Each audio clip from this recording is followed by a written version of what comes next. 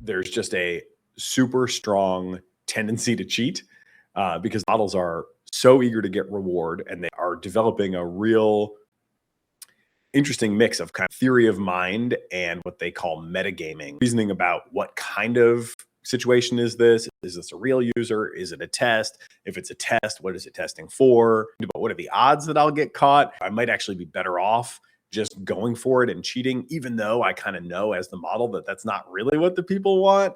But I think that their monitoring for my cheating might be poor, and therefore they might give me a high score on an answer that I, kind of fake somehow.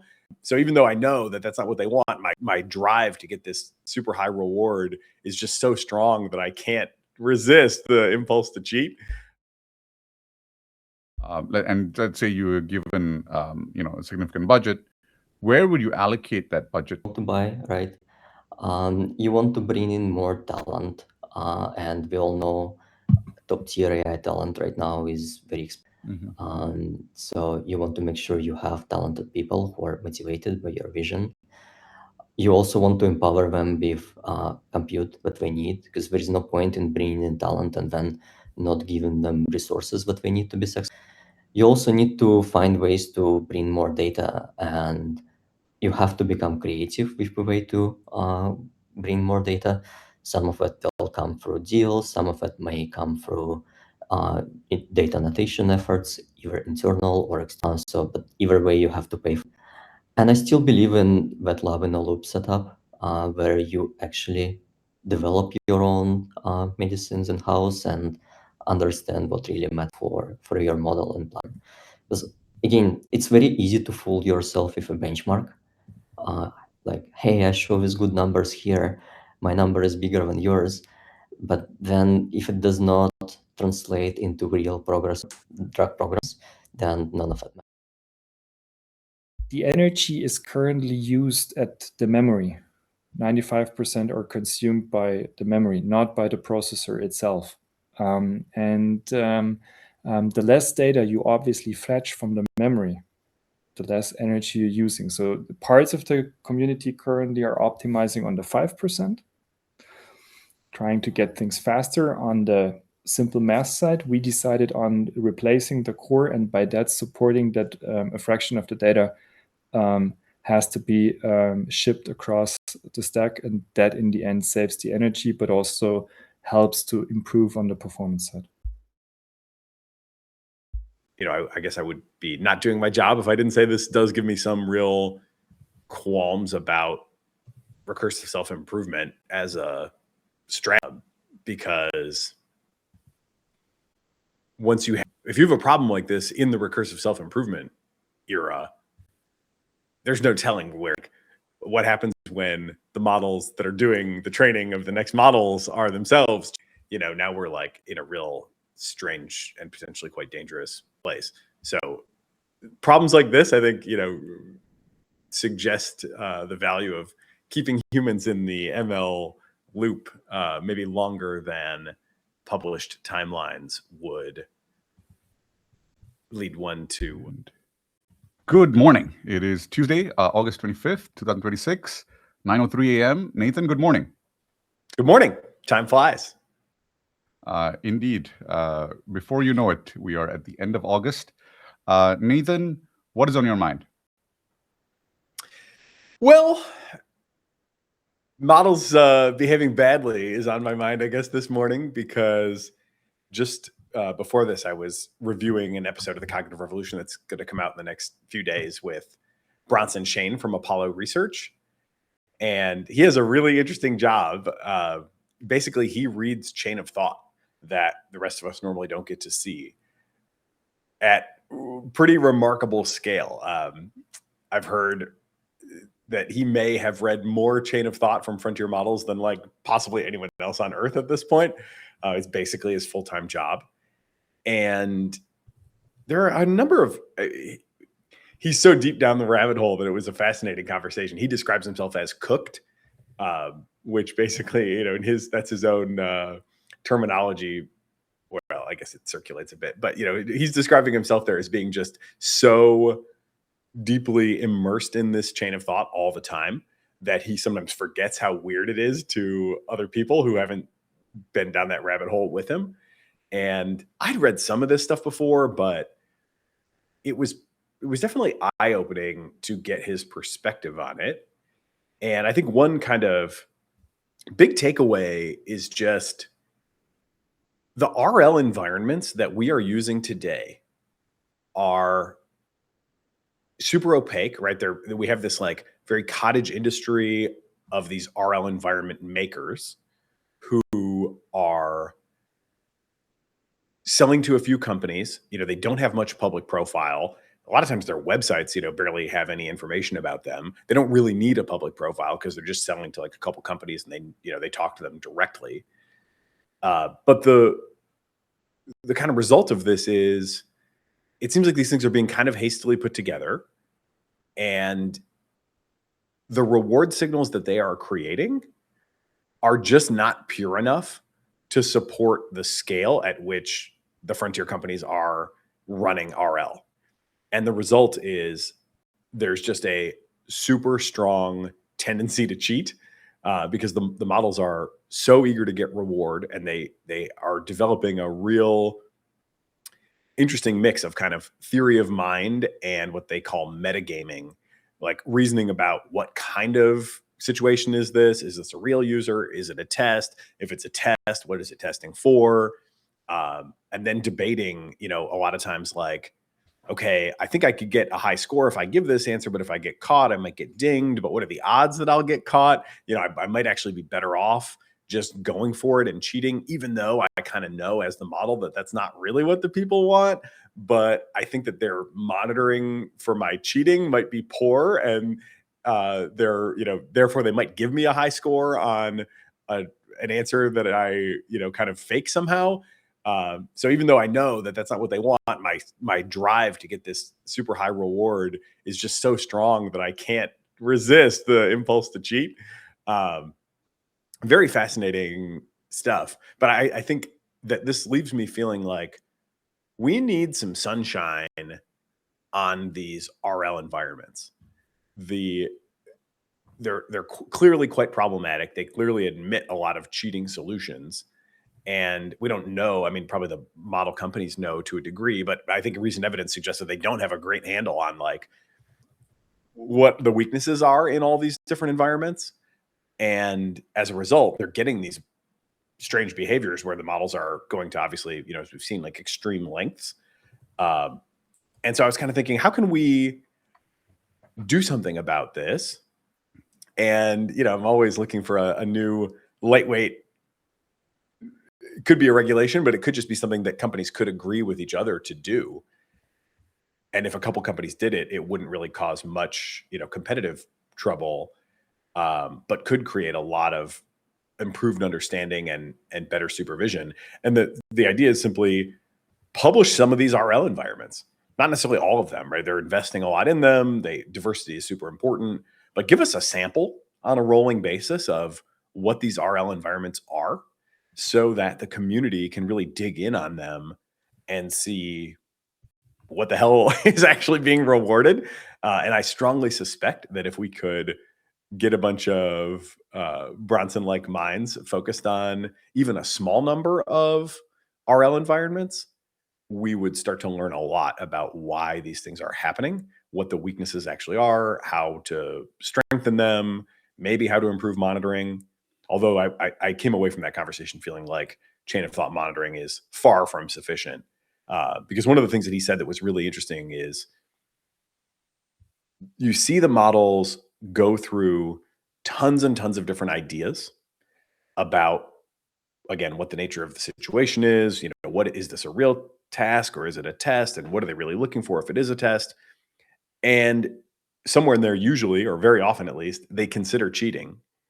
And then at the end of the process, for reasons that are not well understood at all, I haven't been able to find any real interpretability work that explains how these decisions are made. At some point, they just kind of come to the end and they make a decision. But that, at some point, there's a really critical token that actually makes the decision, right? There's a branch point that it hits in the chain of thought. And Bronson was like, I really don't know why the model chooses what it chooses at that point. You can go back and read passages that justify any choice that it might make, from cheating to doing it honestly to whatever. But then at the end, it just eventually decides to stop, spits out a token, and that at that moment, the die is kind of cast, and we don't have good visibility. Like the chain of thought isn't enough to tell us why they're actually making the final decisions that they're making.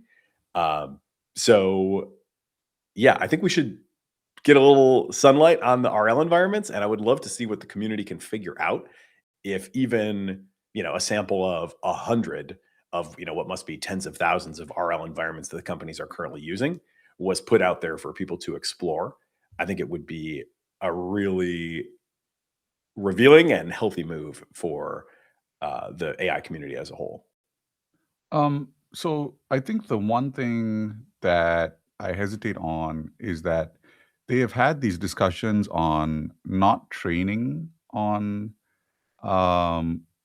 these chains of thought before, because they didn't want the models to start obfuscating the chain of thought. And there's kind of a warning that let's not train on these, because the moment you start training on these, we're going to have issues with this deception and the model trying to not disclose what it's thinking about.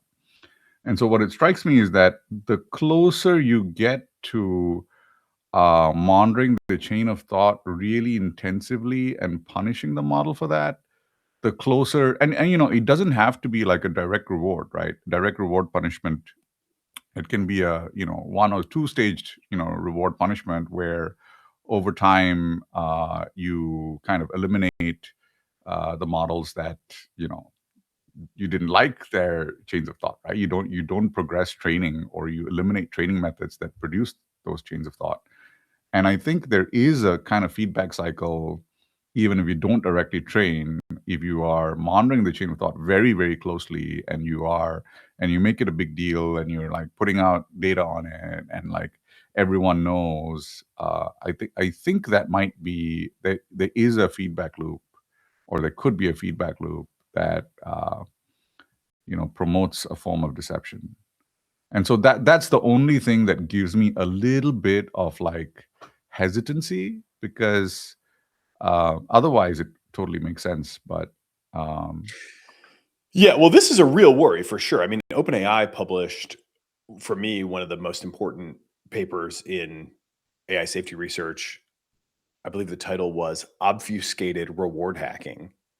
And the setup was basically what you described, where if you put direct optimization pressure on the chain of thought to avoid scheming or cheating behaviors, but you don't correct the weaknesses in the RL environment that allow the model to be rewarded for cheating behaviors, then what you get at first, things start to look better because your pressure does suppress the cheating behavior. But after a while, the model learns to do that same cheating behavior without verbalizing it in the chain of thought, and you end up in the worst quadrant, where you don't see the evidence and you still get the bad behavior. So I think that is we definitely do need to be really careful about pressure on chain of thought. And I agree that I think this is kind of true regardless of my proposal, but I think there definitely is also this sort of selection effect, that's not necessarily direct optimization, but through a process of, just pure natural selection of the models as they go through, different experiments and whatever, you could get a similar problem. But that's why I think it's really important to, or it could be, I mean, I'm still open to being talked out of this as a good idea, but I think that issue is why, at least for now, I think giving people access to the RL environment itself is maybe where there's a lot of leverage, because the obfuscated reward hacking works under the assumption that you don't close the loopholes in the training environment, and so the cheating is still rewarded. And I don't think we're ever going to, or certainly we're nowhere close, right, to being able to close all the loopholes in all the training environments and get to the point where like that's not a worry anymore. But I'm just really struck by the fact that like there's very little understanding publicly about what kind of environments these are, what is the mix, like how, we've seen that there's been like obvious lapses in terms of effective monitoring at multiple levels. Like just how, full of holes are these RL environments? Are they like terribly, implemented in some cases and creating like huge rewards to cheating that have a lot of low hanging fruit perhaps? Or are they like actually pretty well done? And this problem is in fact like just super, super hard, and I don't think we really know outside of like a pretty small number of people at the frontier companies, and they may not even know because I'm not sure this is, exactly what recent evidence would suggest that this isn't something that they have been super duper focused on internally either. So I'm really curious as to how well done a lot of these environments are. I understand there's a lot of companies that are, a few people up to 10 people kind of banging away on, niche stuff, and they're making a lot of money. It's a great place to be right now because the companies are willing to pay up. But the companies are also, they seem to enjoy, from what I understand, their buying power. And they kind of want, this diversity. They're like willing to pay a high rate, but they want to have like a bunch of different suppliers and they want kind of a fragmented supplier base. But that seems to potentially be creating some of these problems where like none of these, shingle hangers in the, in the RL cottage industry have the scale or the incentive or the, uh, you know, the sort of long-term horizon of like, trying to build a real generational business as opposed to like get a, get a piece of the AI pie while the getting's good. I'm not sure how much they're really invested in these problems right now. And it does seem like something is going to have to change. So that's my proposed point of leverage, but we'll see how many people are listening to me on this topic.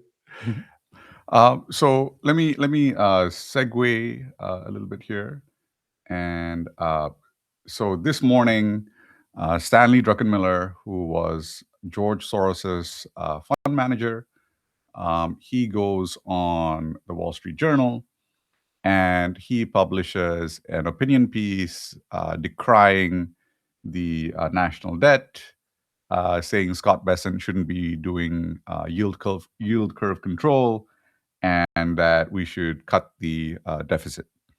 So all of that is fairly typical Wall Street Journal slop.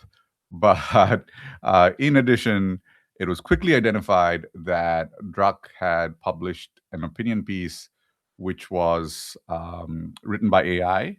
It seems very similar to what Claude would write. And in fact, when he was queried, he said, of course, he used AI to write the op-ed. There's a reason I moved from an English major to being an economics major, he said. I'm not embarrassed by it. And also to note that the Wall Street Journal was asked, and the Wall Street Journal said no response currently. So the Wall Street Journal has probably knowingly at this point published an op-ed, which was primarily written by Claude.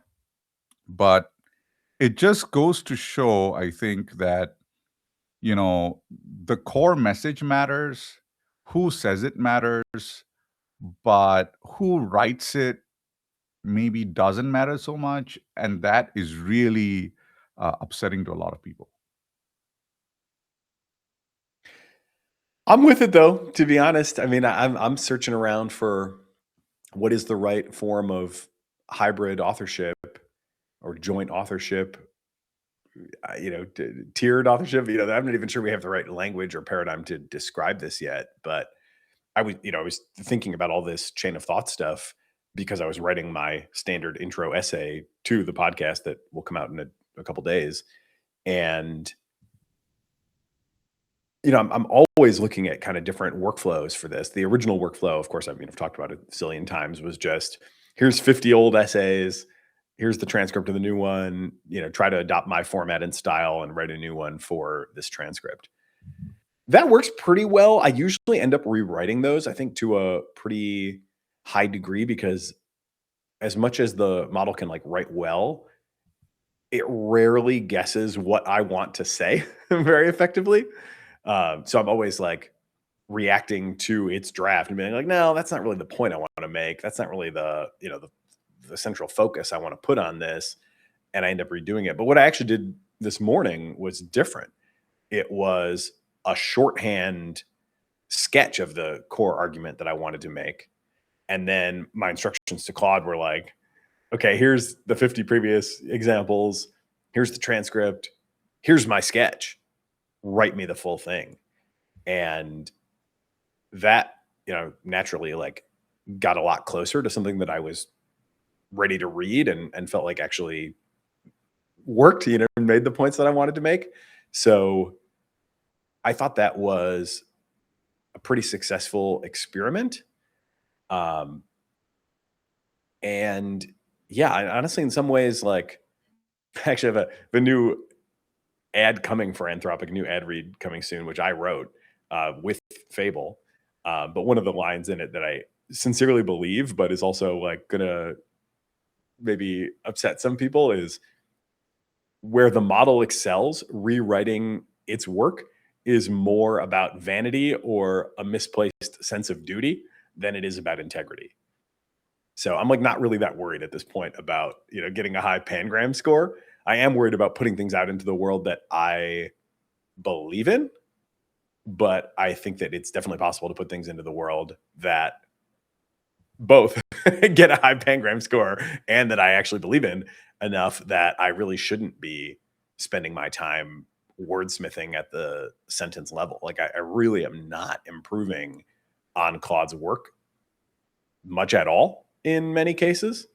And yeah, I think we're just headed for a new equilibrium. Nobody knows quite what it is, but I'd be shocked if the new equilibrium is like, I saw this this was a proposal I saw the other day in academic context too. People were saying like, if you use LLMs in your work, you're, creating this overhead on the reviewers and whatever. And I don't think that's going to be the equilibrium. What they propose is like no LLMs in their, submissions to their journal. I don't think that's going to be the equilibrium that stands. It's too valuable to use it. And there are a lot of ways, I think, for people to,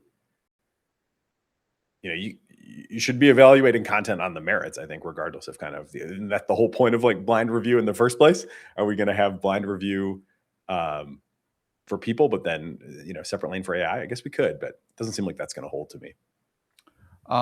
Switching gears to another piece of news this morning. I am going to share this piece. And this is from Professor Anima Anandkumar. We are training large-scale AI models that can simulate and understand physics to invent and discover. Our models understand the world directly in 4D, 3 dimensions plus time, and across physical phenomena. Going full 4D requires massive context length. We have pushed it to 1 trillion in training and exceeding 5 trillion at inference. And I think the most interesting part of this is that they call the company Accelerated Understanding, number one. It is Professor Anima Anandkumar with her husband, a rare husband and wife team. And it's very interesting because they also had a offer from Jeff Bezos. So they spoke to Jeff Bezos first. Jeff Bezos has a project called Project Prometheus, and Prometheus is about physical AI. They had an offer in hand from Jeff Bezos, and their offer, I think, was about $1 million salary to start with, and then $2 million after that. And in addition, Jeff Bezos would give them $2 billion in capital financing, committed rounds through seed, Series A, Series B.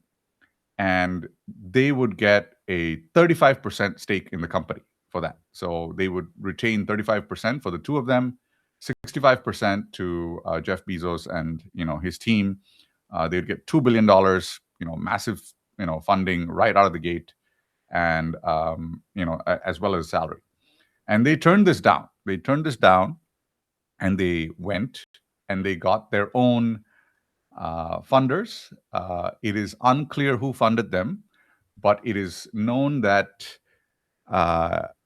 Professor Anand Kumar was a board member of NVIDIA, and she earlier demonstrated weather simulation models, which were 1,000 times more effective or ran on 1,000 times less compute than prior efforts, and were able to do large-scale weather simulation.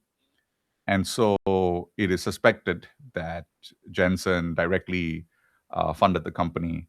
I think $2 billion for Jensen, especially when the $2 billion is being spent back on their own compute, is not a big deal.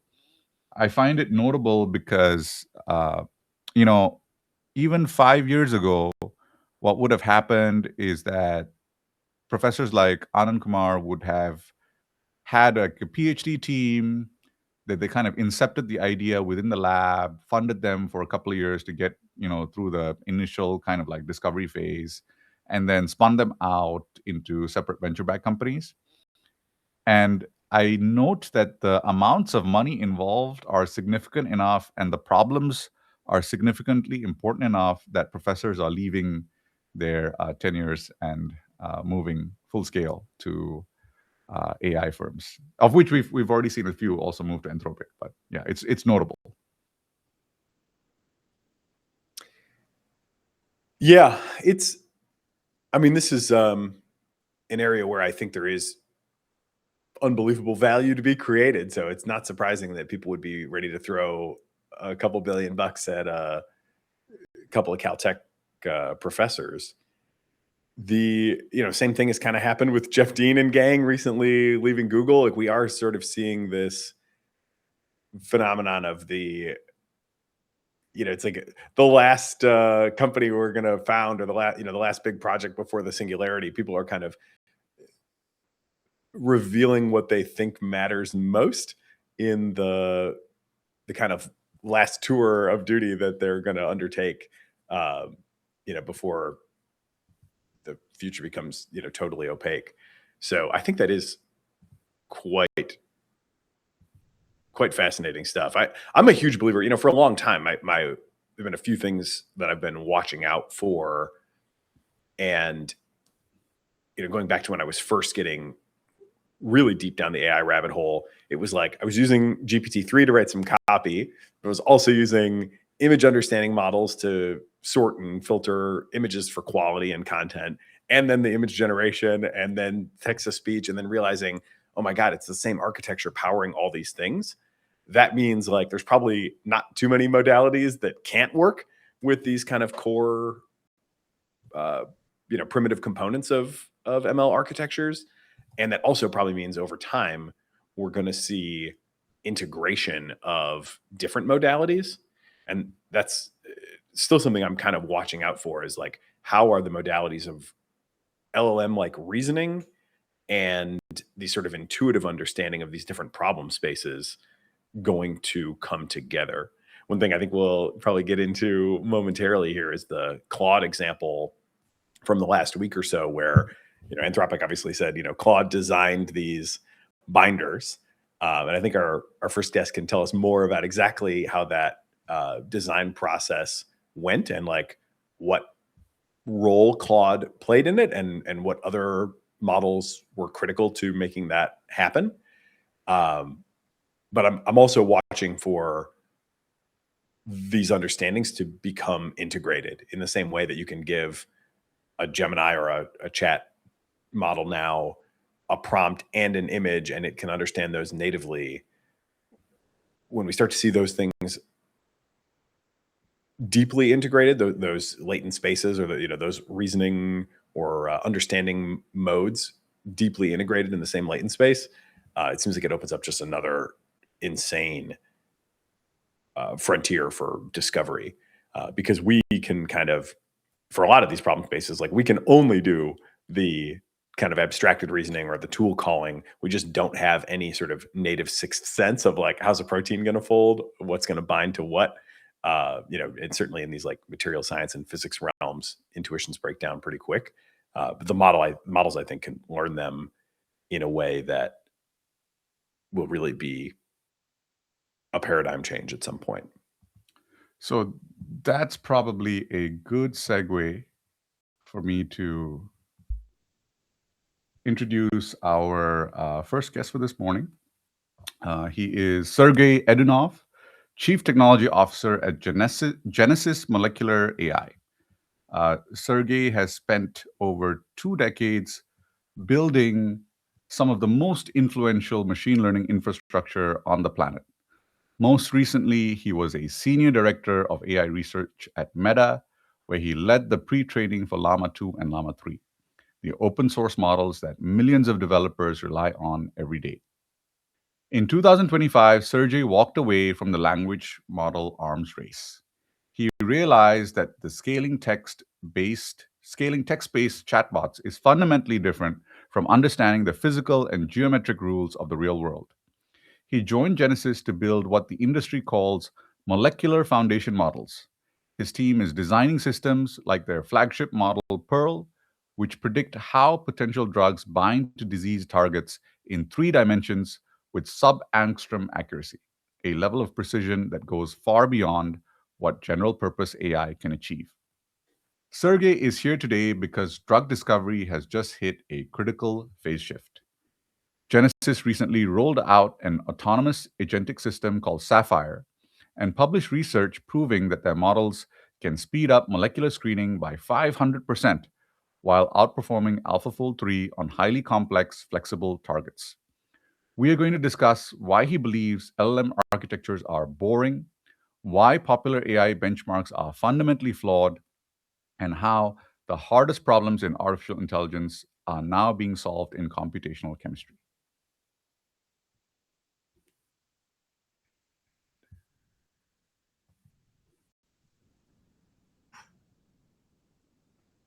Sergey, welcome to the show. Thank you. Thank you for inviting me. Nice to meet you. Let me just jump right in here. Last week, Anthropic announced that Claude had found state-of-the-art molecular binders, as I understand them. And there was a bit of back and forth. I believe you had a post on how Claude orchestrated, but the underlying models were really scientific models. Can you go into that a little bit? Yeah, it was an interesting piece of research that Anthropic published, and it definitely deserves attention, but there are different ways to look into it. What I found most fascinating is the prompt that they also fortunately released with this research. The prompt that they used to steer their cloud models to do this kind of work. And the prompt is 16,000 words, so it's pretty large. It's a mini book. A lot of that is honestly kind of an SRE run book. Basically, how do you orchestrate models? How do you run things? How do you run things in production so that they don't fail? And a lot of it is actually very detailed instructions to how you design proteins, how you use different tools. And it goes all the way down to specific instructions like, hey, you can download this model from here, that model from there. These are the hyperparameters you need to pass to those models to achieve good results. And in my view, it's a very good and advanced level orchestration. But the real work of discovering those binders was done by underlying models. Some of those were built by open source communities. Some of those were built by CZ BioHub. Some of them were built by RF, for example, RF diffusion was built by Baker's Lab. And even some of them were built by ByteDance. So there is a lot of research that went to building those underlying models that Claude used to develop those binders. And then another important thing that I think worth mentioning is that, and they do admit it themselves, that protein binders themselves is not a therapeutic modality. So it's not something you can use. It's not a drug yet. There are so many steps ahead to make any useful drugs out of it. And that is also, I think, worth recognizing. Let me just go a little bit into that because I think in AI in general, there is a lot of, vibe of, we're going to invent these things and they're going to give us these, so many new targets. And that's how we're going to cure all these diseases. And I think the bio pushback has always been, we have too many targets anyway. And getting something to an IND is difficult. Getting it through all the way through is even more difficult. And even when you get it through bioavailability and that the fact that it works, the efficacy itself is another hurdle that you have to cross, and it's very complex when you have to when you have these human subjects who basically have like so many other influences and so many other things going on. So how do you think AI in drug development can really speed up drugs which are developed? Like, is it target generation? Is the target generation never going to be enough? Like, is there any hope there? Yeah, the whole drug discovery pipeline is very long and very complex. And target discovery is basically first step. We want to find a protein that causes a disease in the body, and then you want to either activate this protein or deactivate it. So you want to find the binder that connects to this protein. That's a first step. And the reality is, for many diseases, we already know what the targets are. They're well researched, we understand, but we either don't have good binders, or binders that we have, they're not sufficient enough and can be improved. So that's where a lot of work needs to go into.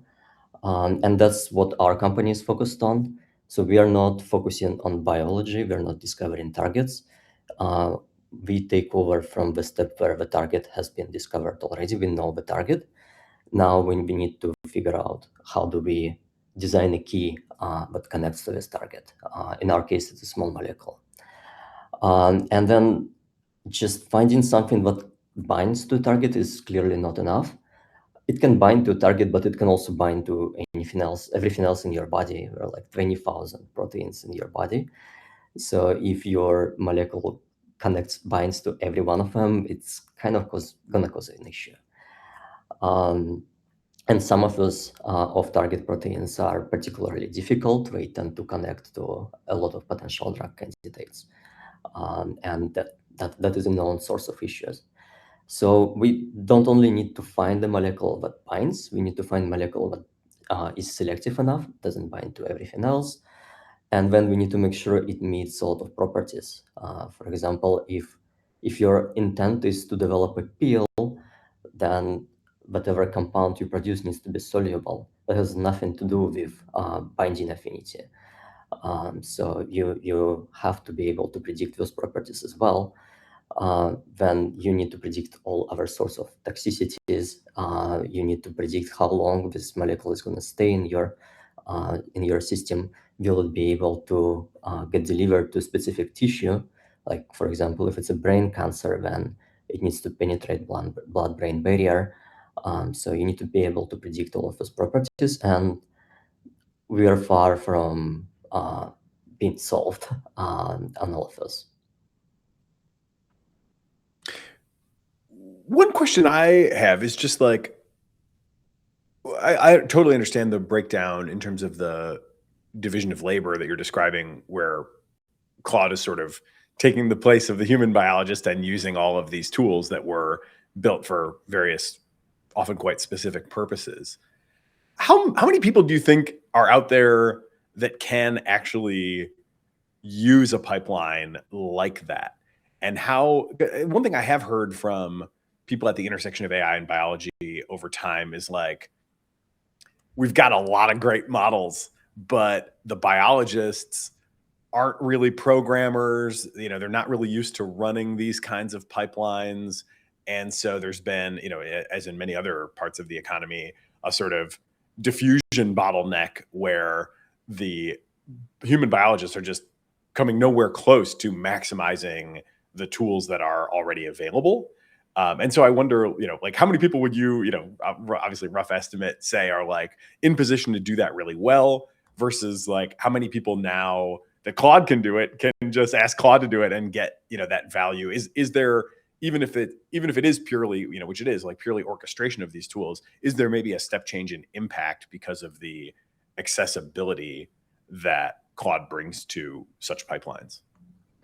Yeah, absolutely. I mean, it's very similar to what we see in programming, where access to coding tools enabled so many people who maybe previously were not able to build their own applications are able to right now.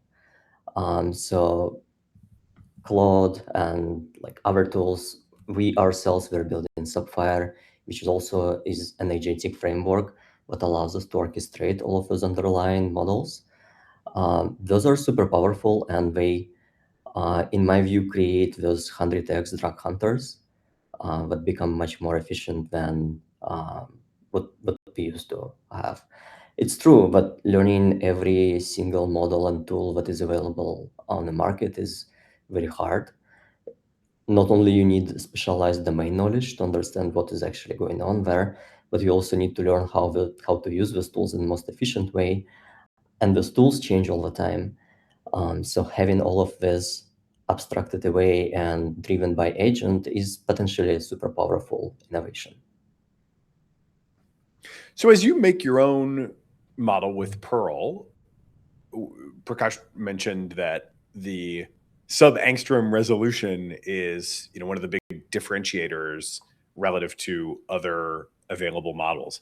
Can you help me understand what that translates into in terms of like overall process throughput or, dollars it takes, in terms of we generate X candidates, like Y of them, we think will work if we're at sub angstrom versus, only Z will work if we're kind of using, the 2 angstrom tolerance models. Like how should we think about the way that accuracy translates to practical value? Yeah, I actually like to think about it as more of a qualitative shift than quantitative shift. And I can give an example. Remember, when was it? It's in like 2018, GAN's image generation came up. And the first generated images were on the internet. And yes, a lot of people thought they were cool, but nobody would ever consider using them for like anything practical. And then suddenly, a few years ago, Stable Diffusion came up and it changed everything. And image generation became like real practical application, and now it's everywhere. It's sort of similar in this space.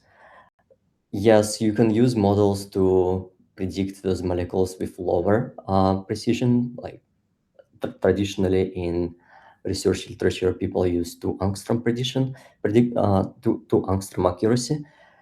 Now, the challenge here is that you often predict the molecule in the wrong way and you miss key interaction. Like entire aromatic ring can be flipped, and you just don't capture how this molecule interacts with protein. And then that prediction is completely useless. What we find in our work is that driving this accuracy down, it not only like linearly improves performance, it makes those models actually useful in the real drug programs, and that's what matters a lot. So without this level of accuracy, you're not even able to identify potential molecular candidates that would bind. With it, you can. Let me ask you a little bit about the construction of Perl itself. Did you have a kind of wet lab that you kind of tested compounds and fed that data back into Perl? Was it purely a data processing, data processing kind of framework, or did you also have this kind of iterative process with the real world? We actually do have a wet lab, and we have our own drug programs. We believe it's very important to dog food our own product. And having this in the company helps us a lot to deeply understand what is important for real drug programs. So that, I think, is one of our competitive advantages. That being said, data is the most important piece for training all of those models.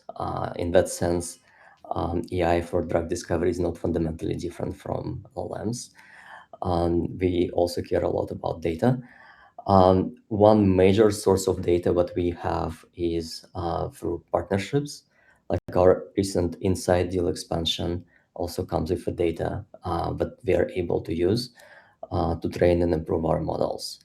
And that's an amazing advantage. And I think that's the key for future progress.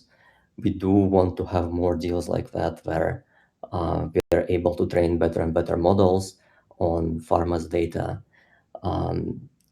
Previously, pharma's data was always under lockdown, and other companies were not able to use it, and we were the first who were able to tap into this source of data.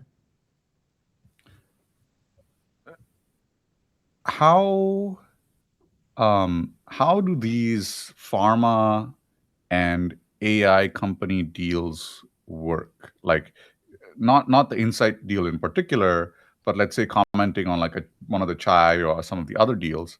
How are these deals typically structured? Like, because we see these numbers 100 million, 200 million, 300 million, but how does that work? Is it like, okay, I'm going to give you my database access, you're going to get 100,000 samples, and in return you pay us 100 million, or you give us 100 million in stock in your company, or if we co-develop a drug together, how does that work? Like, how do these two entities, one which is basically a tech entity, and one which is basically a pharma entity, how do they collaborate on these two things?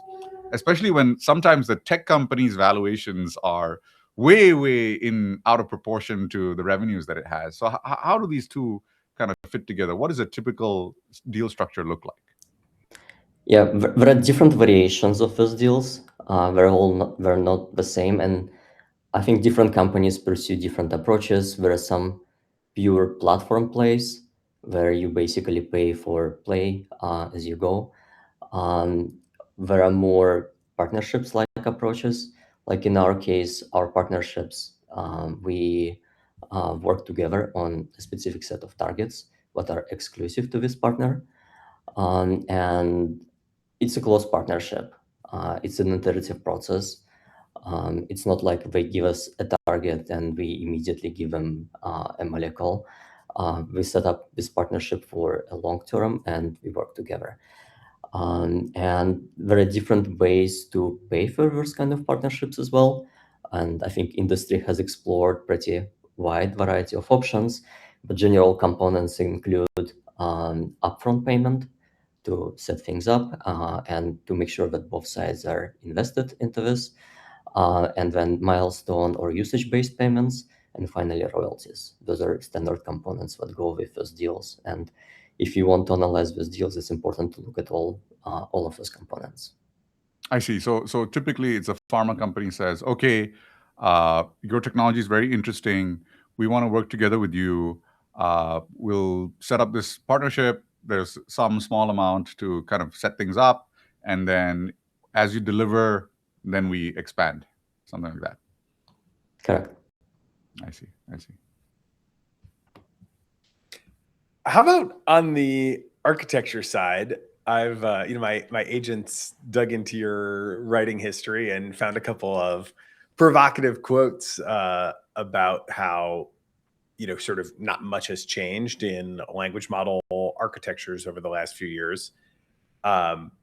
What's interesting going on in the architectures that are used for biology? Are we seeing like graph-based architectures winning, or what would you say are kind of the more intellectually interesting architectural innovations that you get to play with that haven't made their way to language?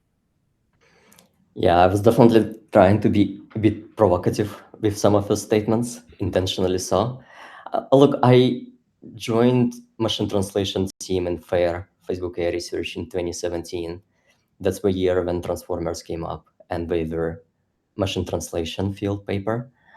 So I was very fortunate to be amongst the first to scale up transformers on PyTorch, which was also built in Facebook.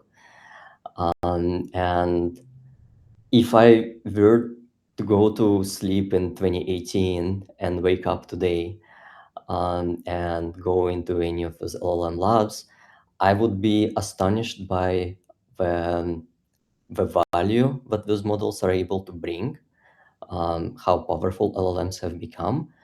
But I wouldn't be that surprised by the model architecture and like the underlying pieces, because a lot of them were very, very similar. There were, of course, changes and improvements. There were tremendous improvements on the engineering side. Just the scaling challenge was a huge one. And there were some specific target architectural improvements, like we figured out how to do long context with LLMs. That wasn't there in 2017. So those are very interesting. But if I looked at AI for biology space, it's just such a fascinating field, and it's so quickly evolving. And yes, as you mentioned, graph models, graph neural networks are still being used. They're still popular, and they're often part of a complicated pipeline. But so are diffusion models, and so are language models. And people combine various pieces together, and there is no consensus whatsoever. I think it's still very, very hard to predict what's going to happen in 2 or 3 years, what models are going to be winning this race. I think we're far from over. We still have some relatively old pieces of the system. Like one example I keep giving is MSA. It's multi-sequence alignment piece, which is used in pretty much every model except maybe a few recent ones. And it works surprisingly well. It's actually amazing and incomprehensible how and why it works so well. But that piece is still useful. But it's essentially traditional retrieval mechanism. It's not even deep learning, really. And in biology field, we combine all of those pieces together in very complicated ways, and we build complex pipelines that are hard to reason about. So I personally find it very exciting. It's a very fast-moving field, and the opportunity for innovation here is much, much bigger. Like if I were a fresh grad student thinking which field to join, where I could have potentially bigger impact, I don't think it's LLM space. LLM space is moving full speed ahead. There are so many people there. It's crowded. While biology has so much opportunities for people to have tremendous impact and change the entire field. So one of the questions that I have here is, there's a lot of issues with insufficient samples in biology. For example, I think if you wanted to get a bunch of cancer samples, you'd have to pay a university lab like X amount per sample, et cetera.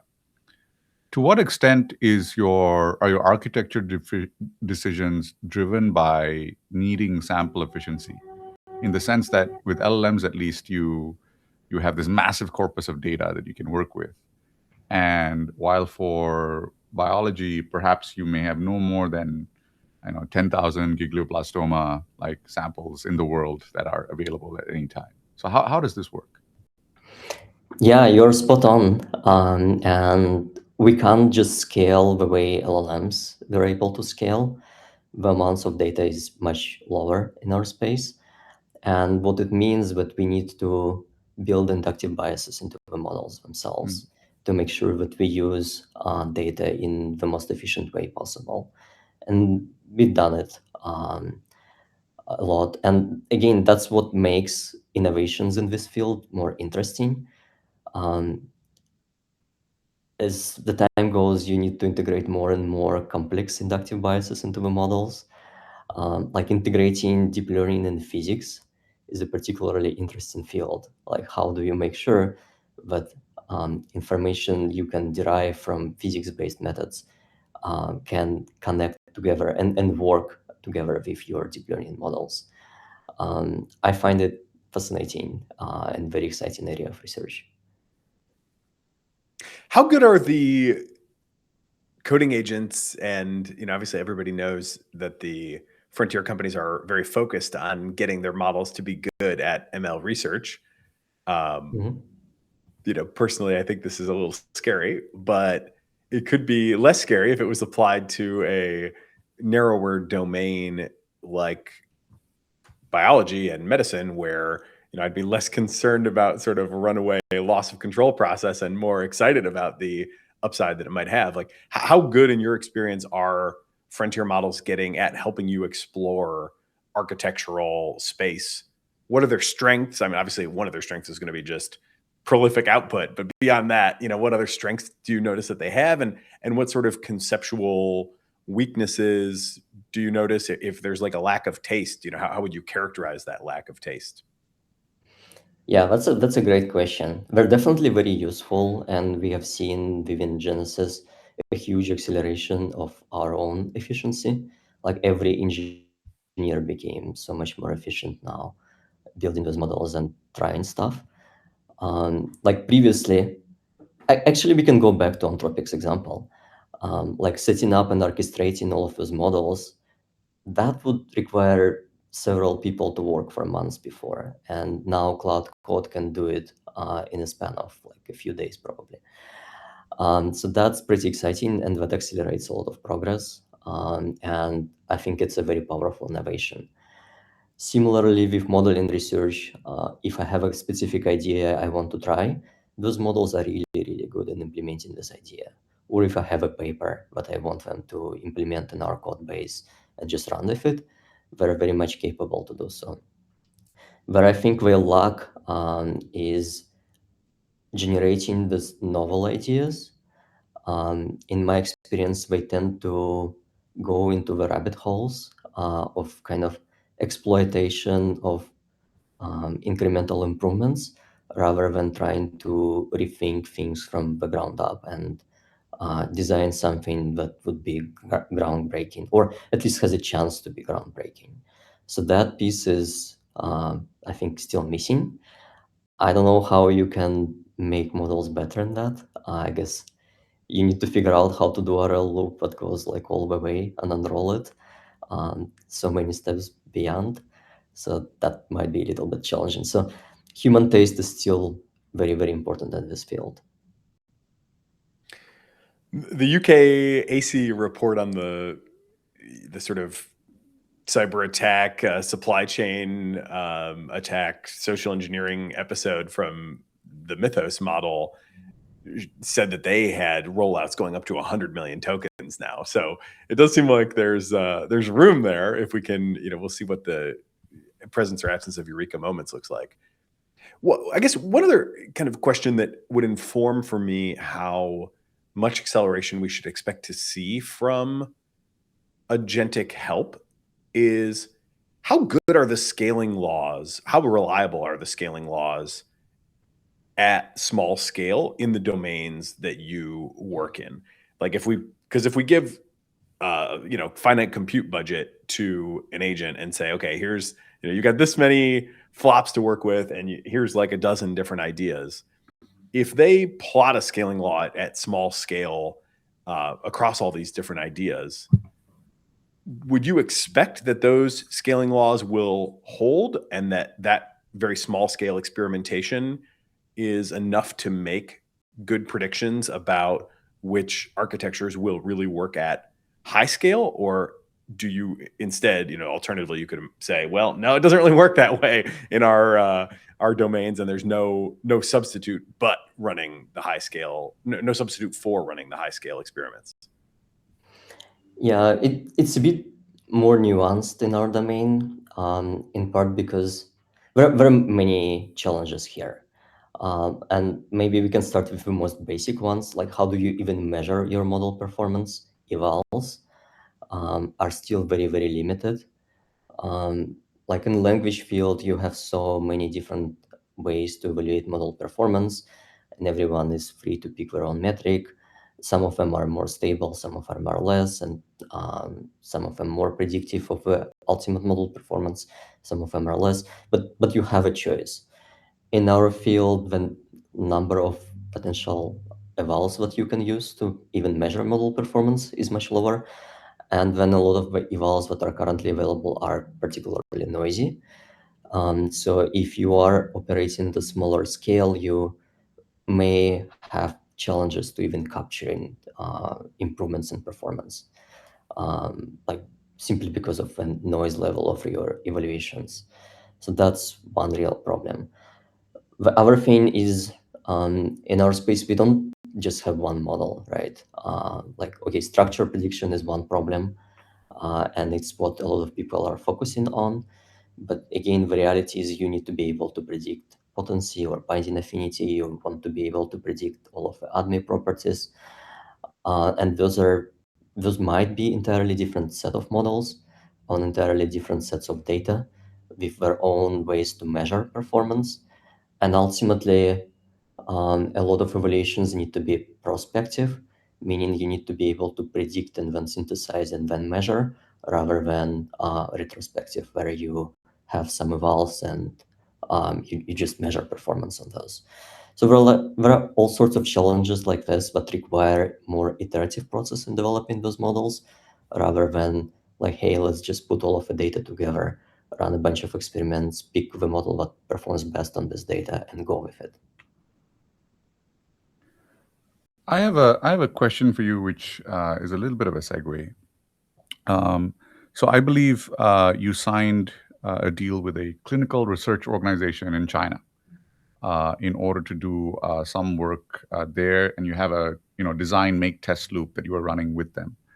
How is the experience working with the CROs in China? And did you feel the competence level was there to achieve the things that you were looking at? How do you evaluate how the Chinese firms are starting to make kind of leaps in biotech, primarily because they have a lower cost of labor and a lot of expertise there? How did that work out for you? I'm probably not the best person to answer those questions. I'm mostly focusing on the AI side and technical side of the house. But Chinese labs are definitely very efficient in synthesizing compounds and like running experiments. And whenever you have a very concrete set of assays that you want to run, they work really well, and they allow us to iterate faster. Perhaps the question is more like, how did you feel about the quality of the data? Because as you probably have a lot of like quality metrics that you have to look at for data, right? Like, so how did you feel about the quality, ingesting the quality of data? Yeah, but the quality is in many ways determined by the quality of assays that you prepare, and that needs to be done in-house. That cannot be outsourced at the moment. I see. You probably heard me a little bit before we got started rambling about the integration eventually of reasoning models of the sort that we have today with different kinds of modalities, like we already have to a certain extent with images, and video is kind of where Google's Omni is showing how this can keep going. I get very different responses actually when I ask this question to people, so I'm interested to hear yours. How excited would you be to see such integration happen between language-based reasoning and the more spatial biological modalities that you focus on, and how close or far off do you think that is? I think it's already happening, at least through tool use. Like, again, going back to Anthropic's example, or to what we are building in Sapphire, the way those systems work, they basically integrate reasoning capabilities of LLMs with generation capabilities, or like molecular understanding capabilities of underlying models. Yes, right now this integration is mostly through tool use, but I'm more excited. I'm very excited about this potentially going beyond that and having deeper integration between those models. So there's definitely an opportunity here, and we're very excited about this space. Like, do you think this is some? Yeah, please go on. Yeah, you can definitely imagine an LLM that natively understands 3D structures or like molecular modalities. That is not impossible, and that can happen and should happen. You're smirking like it sounds like you might be working on it. I mean, I'm not going to deny it's very exciting field. And as I said, everything is moving very fast. We're also moving fast, and we're looking into all of those things.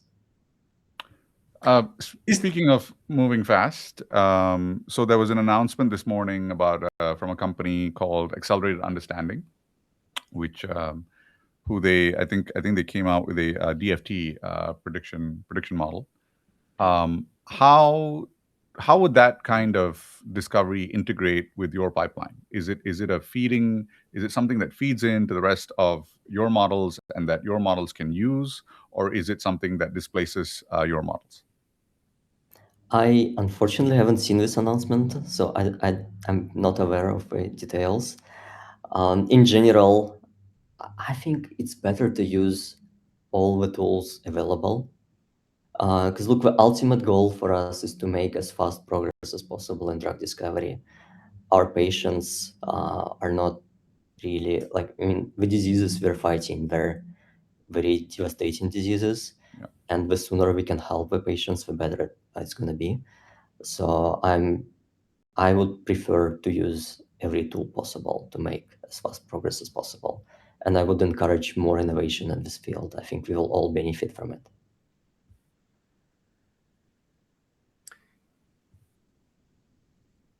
I'll take us maybe in a little bit of a different direction in the time we have remaining as well. So obviously a big thing that everybody's trying to make sense of these days is who are the frontier labs and what are they doing, and what can we understand, from the breadcrumbs that we get externally. So you were at Meta for a while. I think you were there through the Jan LeCun to Alex Wang transition in leadership. And now we've got some new models. What is your perspective currently on Meta's effort? Do you think we should expect them to punch their way back to the top tier of model developers? What do you think people, even like close watchers like us of the AI space, might fail to appreciate that we maybe should understand better about what's going on at Meta? It's a good question. Look, I'm very excited about Meta, and I think I would never underestimate this company. And I think we're definitely able to catch up and even get ahead. There are certain advantages this company has compared to others, like a distribution advantage is huge. And we have resources that are needed. And I think with Alex Wang, we were able to bring a lot of top tier talent to bring this innovation into the house. So I think we still have a chance. I'm excited about what's coming. I don't have visibility into their current work, obviously, but I'm very much rooting for them. I still have a lot of friends working in this company. When you look out at like the 3 to 5 year mark, and let's say you were given a significant budget, where would you allocate that budget to right now? Would you start buying compute? Would you start doing, let's say you have 100%, where would you allocate that budget? You mean at Genesis? Yeah. Yeah, I think you have to, it's not a single item what you want to buy, right? You want to bring in more talent, and we all know top tier AI talent right now is very expensive. So you want to make sure you have talented people who are motivated by your vision. You also want to empower them with compute that they need, because there is no point in bringing in talent and then not giving them resources that they need to be successful. You also need to find ways to bring more data, and you have to become creative with the way to bring more data. Some of it will come through deals, some of it may come through data annotation efforts, either internal or external. But either way, you have to pay for it. And I still believe in wet lab in a loop setup, where you actually develop your own medicines in-house and understand what really matters for your model and platform. Because again, it's very easy to fool yourself with a benchmark. Like, hey, I show these good numbers here. My number is bigger than yours. But then if it does not translate into real progress on real drug programs, then none of it matters.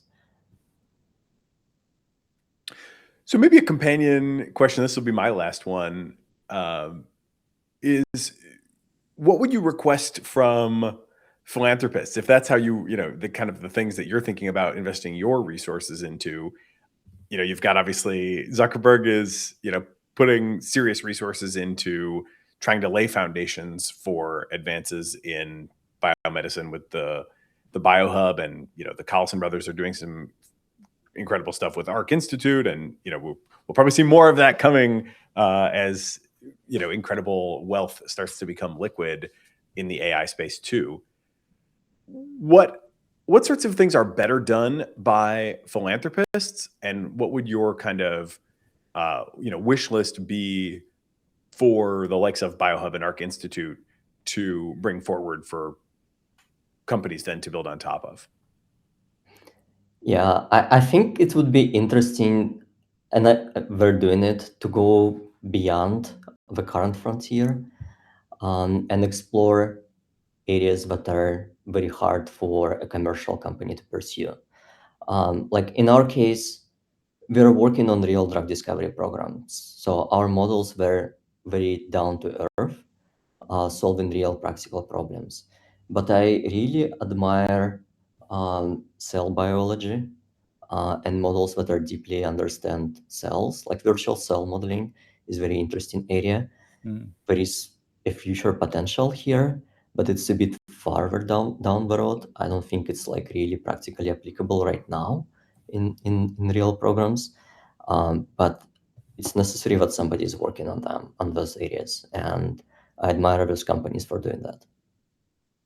Did you have a take? It's funny how similar the company names are, but there was an AIDO, general purpose simulator of cell biology, recently came out from Gen Bio. When you say like it's not practical yet, can you maybe describe like what, I don't know if you've had a chance to use their thing. I think it's still kind of waitlist, and you probably have to have a personal connection there, which maybe you do. But like, where do those things fail? If you would expect, or if you know that that's like not yet useful to you, what prevents it from being useful? I think biology is just very, very complex and not very predictable yet. So we're just not there at the moment where, and even measuring things there is very hard. So I think we still need to work more on this area. Cool. Well, that's all I've got, and I appreciate you for staying a little longer than we booked. Sergey from Genesis. Sorry, let me get my outro correct here. Sergey from Genesis Molecular Bio. Thank you for being with us on AI in the AM. Sergey, thank you for having me. Great conversation. Thank you. Got to make sure I got my tabs well organized in front of me here. Indeed. It always strikes me how complex biology is. It remains, physics is a lot more, I think perhaps a lot more discovered at this point, to the extent that, the next discoveries may be altering the fabric of reality. While biology, we can't even, solve the common cold. It's just stunning, like how different the two segments are, right? I hear there's universal coronavirus vaccines in some like mid to late stage of the development process. So hopefully the cold will be licked before we know it. Yeah, it feels like maybe there's, I mean, I guess my takeaway from that, because I've had this conversation or a variant on it so many times with people who know a lot more about biology than I do. And they always kind of land on a similar spot of like, I just don't think that's going to work. And that to me suggests that maybe what the philanthropists with real conviction should do, which is kind of what I understand Zuckerberg to be doing, is just generate so much data that, eventually we have enough to cross thresholds. This might be the kind of thing that nobody but a few ultra wealthy philanthropists could really fund / would have the conviction to fund, because again, I hear that perspective all the time, but it kind of seems like it has to fall at some level of data. And so, I don't know what that is. Obviously, nobody seems to want to make a prediction on it, but there's got to be enough money in Zuckerberg's account to get us pretty far on the way there, right? I mean, good God. This is one of the more confusing questions where I never feel like I get a satisfying answer, but there is like a pretty consistent intuition.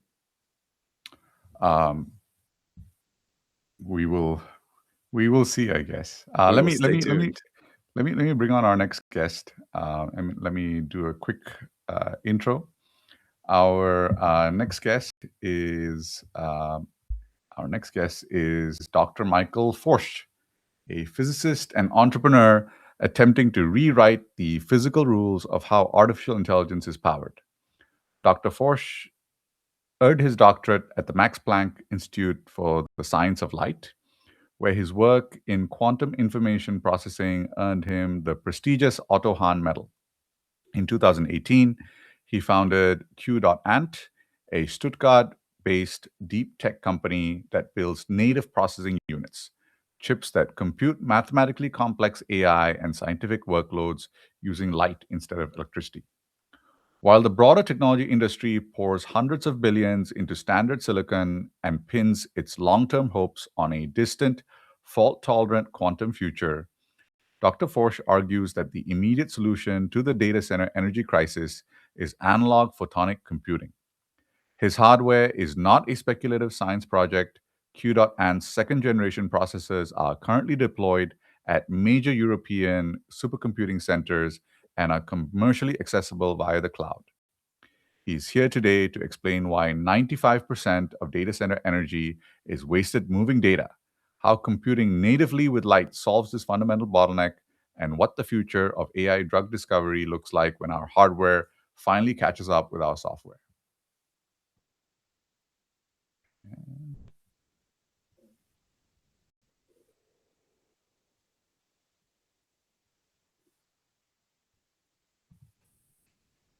Michael, good morning. Welcome to the show. Good morning. Hi. So let's just dive right into it. Tell us a little bit about photonic computing and tell us about your deployments in supercomputing centers in Europe right now. Right. So thanks for giving me the opportunity. By the way, first thing, thanks for calling me Michael and not Dr. Förtsch. Second, you can simply call my company Quant. We've gone through a lot of iterations of how we pronounce it. It's an acronym of the values of the company: quality, anticipation, novelty, and team. And there have been a lot of how to name it, and in the end, customers agreed on to simply call it Quant without the dot. Right. So what we are doing is photonics computing, and there is usually the question why, right? We have computers. Well, in our belief, computers as we see them today are a bit stressed by what we actually intend to do with them when we look on what we dream about when it comes to AI. And the most simple thing, I mean, we can always push to getting more and more scientific speaking, but in my when I explain the difference between our processors and the processors that are currently successfully integrated now for 40, 50 years into the stack. If you look on the fundamental CMOS chip, this fundamental CMOS chip never made it across the second class of primary school, because it can multiply and it can accumulate. So it can do plus and multiply, and that's it. Whatever you want to do on this machine, you have to break it down in something that's plus and multiplication. Now, the processors that we are bringing to the stack, they went to high school, eventually also to university. Let's see how far we can push them. But on the fundamentals level of these chips, we can offer complicated functions like sine, cosine, exponential, Fourier transformation, convolution, oscillations, and all these kind of things. And you do not have to break them down. Mm. And this fundamental difference now offers something that has been known in math, but not really used in computational science.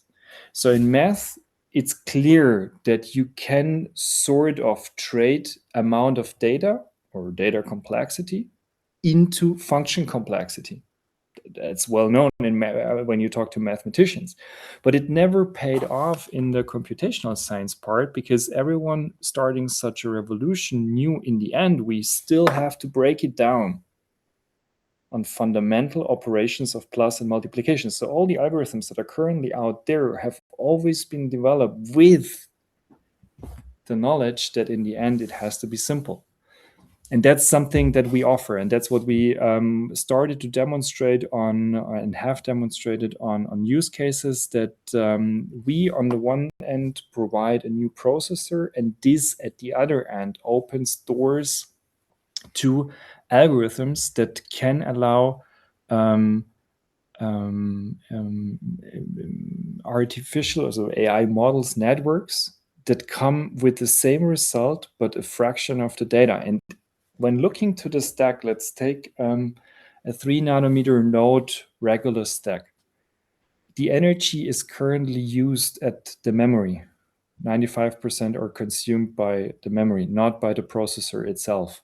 The less data you obviously fetch from the memory, the less energy you're using. So the parts of the community currently are optimizing on the 5%, trying to get things faster. On the simple math side, we decided on replacing the core, and by that supporting that a fraction of the data has to be shipped across the stack, and that in the end saves the energy, but also helps to improve on the performance side. Let me stop you there and talk about the interface. Like at some point, you still have an interface between the photonic portion and the digital portion, right? Is there still a kind of translation tax between the two? You're okay, very well. That's the point, and that's where you have to be precise on. So in the photonics world, everything is fine. There is one minor problem. Two. Okay, two. It's great if you have a company that only has two problems. The first problem is we don't have a memory. We don't have an optical memory semiconductor integratable. So that's the first thing. It can be a benefit. I come to that a bit later. And the second one, photons are not standing still. Damn hack, they're always moving. So that's the second problem. So either you basically compute while they're on the propagation, or you have to back convert them into electricity and then finally into a digital memory. So if you don't think the concept very well through, then you're basically eating up the energy that you saved on the computational optical part directly at the ADA converters, because they, again, use a lot of energy. So the strategy here is, first of all, use models that inherently transport much less fundamental data into the light. So this already saves ADDA conversion blocks. So if you just go on, take photonics and let it multiply and accumulate, then you have the amount of ADDA converters connected to HBMs or DRAM. They will eat up your benefits easily. And the second one is you have to think how to expand the grid. The longer you stay optical and you more computation you can consecutively basically line up in a row before you go back into the digital memory, the more benefit and the more gain in comparison to the CMOS stack you have, because clearly at one point you have to go into light, and at one point you have to stack back out of the light. And the longer this chain in the end is, and the more operation you can in a sequence line up in that photonic architecture, the easier or the more benefits you get. There are a few descriptions that came from the community. One part says, okay, what we currently are building and shipping, you can see this like an in-memory photonic computer, because we're in between two memories and photonically computing between two memory cycles. Others, and this is what I usually prefer if I'm openly speaking here, I should speak openly, right? Is that we call this a streaming architecture. So, and now I'm coming to what some might consider as a drawback, that you don't have an optical memory. If I look back on how we got to the point where we are, I would say this was a clear benefit. Why? Because we just accepted that there is no memory. And this prevented us to think in categories like the von Neumann architecture. And this opened up doors to fundamentally think computing from the abilities of light, and not trying to copy and paste something that has been working digitally very nicely into the analog optical domain. Always searching for the next hub where I can memory out my my information to basically get in sync with all the others. So it's a drawback if you come from CMOS. It's a clear benefit when you look at it from the photonics perspective. Here's a real simple kind of idiot's question. What's going on at the heart of photonic computing? Like, I have I'm certainly no GPU expert, but I can give you kind of, again, at least a poor man's understanding of like what is going on that allows information to be successfully processed to translate inputs to outputs. When I think about the photonic computing, I really am purely speculating as to what's going on at the heart of it. You said you're like using the properties of light, but can you kind of flesh that out a little bit more and describe, like, at the kind of core of the computing mechanism, what's interacting with what, how are these interactions happening? And, how, obviously you'll have to leave a lot of detail aside, but how are inputs fundamentally being translated to outputs? Right. That's, now we're getting really, really technical. I try to basically use an analogy that probably most of us are at least aware of that it exists. Maybe not everyone would directly know what the result of this is, but in the end, we know that light is a wave, right? So, and we know that two waves can interfere. The best picture I have from a daily experience is when you throw one stone into the water, you have a wave propagating. And if you throw a second stone at a distance, then the second wave is going to be generated. And at the intersection point, you have an interference. And this interference is already a very complex computation, because it depends on the amplitude, the distance, and everything like that.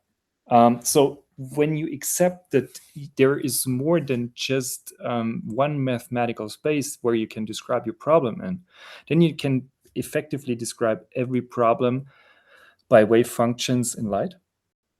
And by interference effects, you can compute. That's one part of what we do. The second one is when light propagates through a circuit. Unfortunately, none of you is wearing glasses.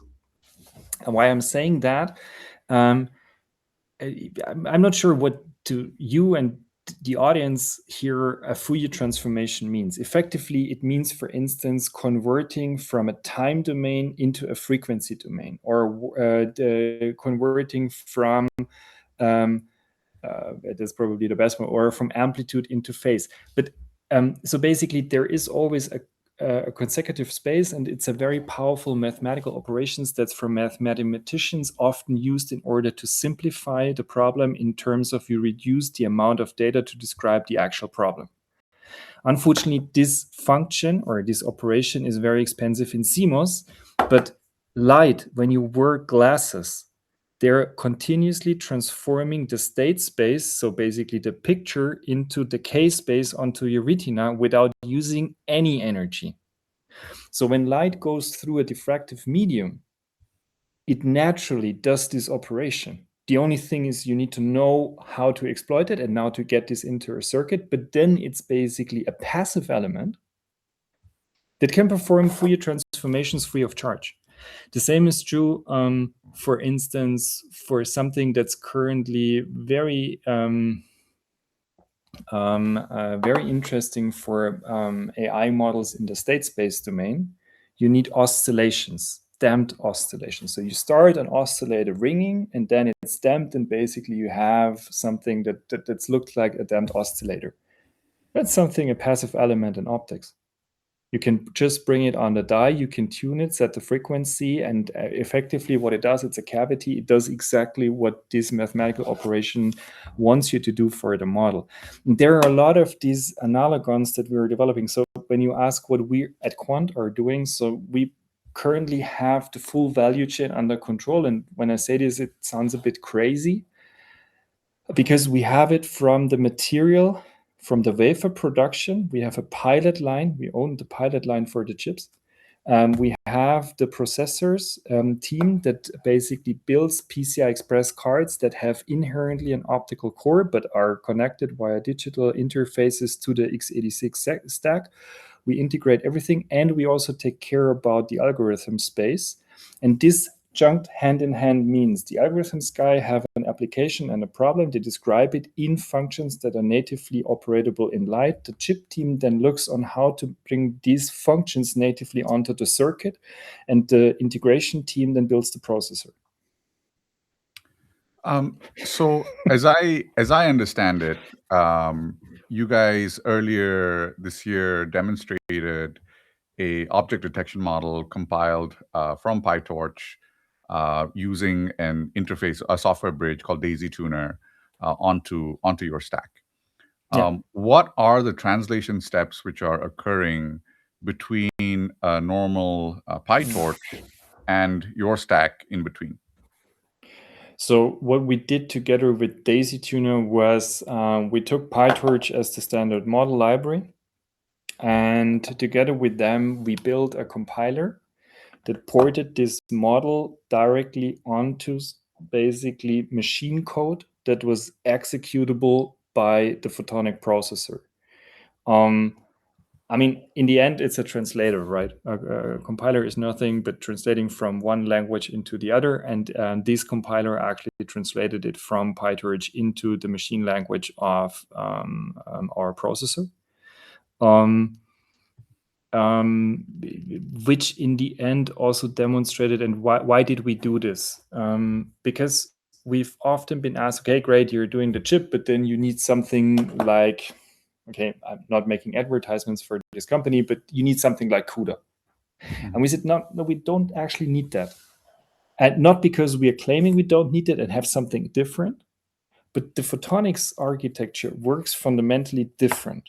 It's, as I said, it's a streaming architecture. You don't need a redistributional layer to basically bridge things across chip. You always have to think it from the light perspective. And we said, hey, we believe we can make it happen, that we can build a compiler within, I think it took us less than 3 weeks together with Daisy Tuner to build a compiler's architecture to port this model from PyTorch onto our chips, which was an image classifier. And we had a head-to-head comparison on the T-Systems challenge together with them versus chips from the GPU world. And from the quality, I'm not claiming that we're already at speed of, for instance, AMD or NVIDIA or so. That will take a bit of probably 1 or 2 more years. But from the quality in the end, we had reached the same result. So we had the same picture identification, and we even had the same rate. We could identify at a frame rate of, I think, 40 frames a second on this PyTorch model on our generation 2, and could correctly identify cars trains, and so on video that was the showcase video. It was captured in front of the T-Systems building. So that basically showed, because there is often this, yeah, that's great, but it's so scientific and you can only test some functions and it's not really useful already in 2 days application. We said, no, it is. You can do this. We need more years in order to get at the same robustness level, to have a fully fledged compiler architecture that is basically proven against a lot of use cases and all these kind of things. But fundamentally, this technology is on the rise to basically already, it can already step out of the laboratory, which it does. So we operate in industrial data centers already on specific applications. And this was one of the showcases where we thought it's a good showcase because it's so intuitive to understand. If this can be done, then a lot of more things can also be ported from PyTorch and directly executed. So what are the intervening, like what is going to happen in the next 2 years? What are the steps that you need in order to get to where you need to go? And when you reach there, what are you going to be comparing against? Are you going to say like, okay, I have an A100 or H100 and our chip is going to do this specific model with this specific tokens per second? Like, what are the comparisons that you're going to use in a couple of years, and what are the steps that you need to get there? So that's the question. So first of all, since this technology is different to the GPU world, it doesn't make a lot of sense to compare, for instance, tera operations per second, because we are not digital. The same is true for the flops. It's a bit of a metric that was built for the MATML domain. So what we agreed on is, let's go on inference per second per watt, and take this per application. What it means is, if you have, for instance, I can give you a bit of an insight what we see as a great potential case, a first demonstrative case. If we go back on this image classification. Mm-hmm. Now, the world record, at least to our understanding, is that you can identify 16,000 pictures a second, or maybe it's 24,000 pictures a second per 70 watt energy. So the inference is the picture. That's your job. How many pictures per second can I inference correctly at the same quality? And what was the energy consumption? We see very good chances that already next or the early 2028 that we can build a system that's outperforming the CMOS world in these specific applications by a factor of 2 and a factor of 10 in energy. Because of we basically allow for different type of models that are way more less demanding on the data, overhead data that you need to describe the model, or that you need to identify the picture correctly. And it's not the largest market on earth given, but it's a very clear use case to demonstrate the capability of a photonic system. The other things that we see is that, for instance, this technology can open up doors also into the transformer architecture. And what we are spotting forward is, or we're looking on, is dedicatedly on the attention layer. We believe, or there are papers among others from Google out there that say that the usage of Fourier transformation in the attention layer can realize an enormous KV compression. Now, the point again is, offer a Fourier transformation that's cheap, and you probably can contribute to this stack substantially. So this is where we're currently heading. Now, you asked also what it takes to take this really at scale. So the first one, take it at scale. We have a pilot line in operation that is good for a few thousand wafer starts a year. That's okay. That's great for us for the moment, but we need to basically now license this out into commercial foundries who scale these to 10 to 100,000 wafer starts a year. It's doable. It's not so complicated, but it has to be done. The second one is, we already spoke about, there is the photonics chip, and the photonics chip is, well, it's photonics. the integration layer into the electronics there is also a lot of room where you can lose or win performance in this transformative space. So this is where we, on the systems integrational part, that's where we also currently are very strong focusing to basically get the memory, the digital memory, energy efficiently connected to the photonics core. The photonics core itself, I would say that we are pretty much there. So on the photonics chip side, we can already tape out photonic chips that are competitive to the CMOS world on dedicated applications comparisons. What currently is still lagging a bit is the integrational part from the hardware layer to the memory, and of course we need to get to a more robust software stack. But these are, in my speaking, not fundamental but more engineering tasks that we need to complete on. And once we are at this point, the scaling to the route to the future, in my opinion, is the first one. We believe that these new processes are triggering a model revolution in the AI space, requesting again new functions that we're going to build. So there will be a forth and back between the algorithms teams around the world from the AI fabs with us about delivering particular functions for novel models. And the second one on the hardware side is where I'm dreaming about is the following. I want to take this to a real streaming architecture. Think about the following. Step 2 could be, you're not thinking in a PCI Express card. You're thinking in a main board.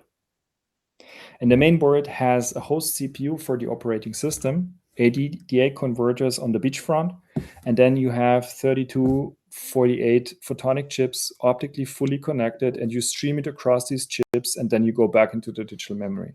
That would be on server level. But why stopping on server level? You can take this, interconnects are built currently. You can take this to the next, to the next, to the next server, as long as your signal budget is still good. And if you really want to take this to the extreme, you could start computing directly in the optical grid. So that's... Like you mentioned some applications where you can already see kind of like a 10x improvement coming along. Like which are those applications? Which models are, which architectures does photonics already have an advantage on? So in general, every model that inherently builds on nonlinear and complex functions, because we can execute them way more efficiently and faster than the CMOS world can do. In particular, these are the state space models, these are the diffusion models, these are hybrid mixtures in between these models. This is physical AI. I mean, think about the following. We all went to school. Probably we all had to do once in a while a coordinate transformation from a Cartesian coordinate system into a spherical coordinate system. We can directly execute the spherical coordinate system. You don't need to remap it into the Cartesian ones in order to bring it on the chip. Or we've tested that, for instance, algorithms on the simulation side, weather forecast or fluid dynamics simulations. Fantastic. I mean, model the world as a sphere and directly simulate it on a photonics computer. That's where you can go with these machines too, right? You don't need to go into the fundamental math. And what we also, I mean, now I have to say it because it's a big word nowadays. I mean, we also see that we can contribute to the world models. At this point, I must say, we need to understand even better what it means.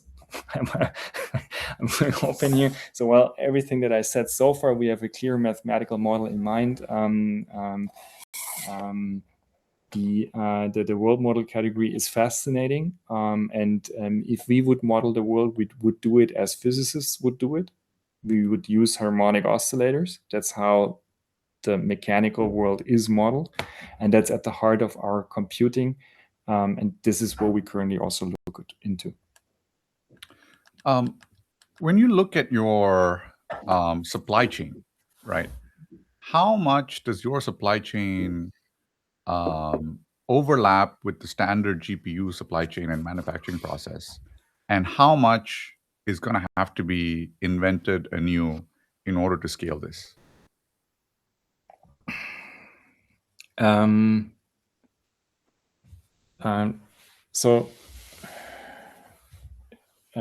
would say that the most fundamental difference to the classical CMOS world is that we have on the material side not silicon, but we have silicon, and on top there is this thin layer of lithium niobate. And this thin layer is where the light is propagating. So it's 99% silicon and a few percent, if it's even a percent, of this optical crystalline material. Now, when we look on how we built our pilot line, we've been using a pilot line that existed. It was a former CMOS line in the 1990s. It had a 90 nanometer node technology, edge tools, everything standard. And the only thing we did was we replaced a few tools because of they were not compatible. You cannot, on some machines, you can't run silicon in parallel to lithium niobate because of cross-contamination. That's it. But from the tools that we have in the line are standard off-the-shelf semiconductor tools that you buy at regular vendors. There is nothing secret about this.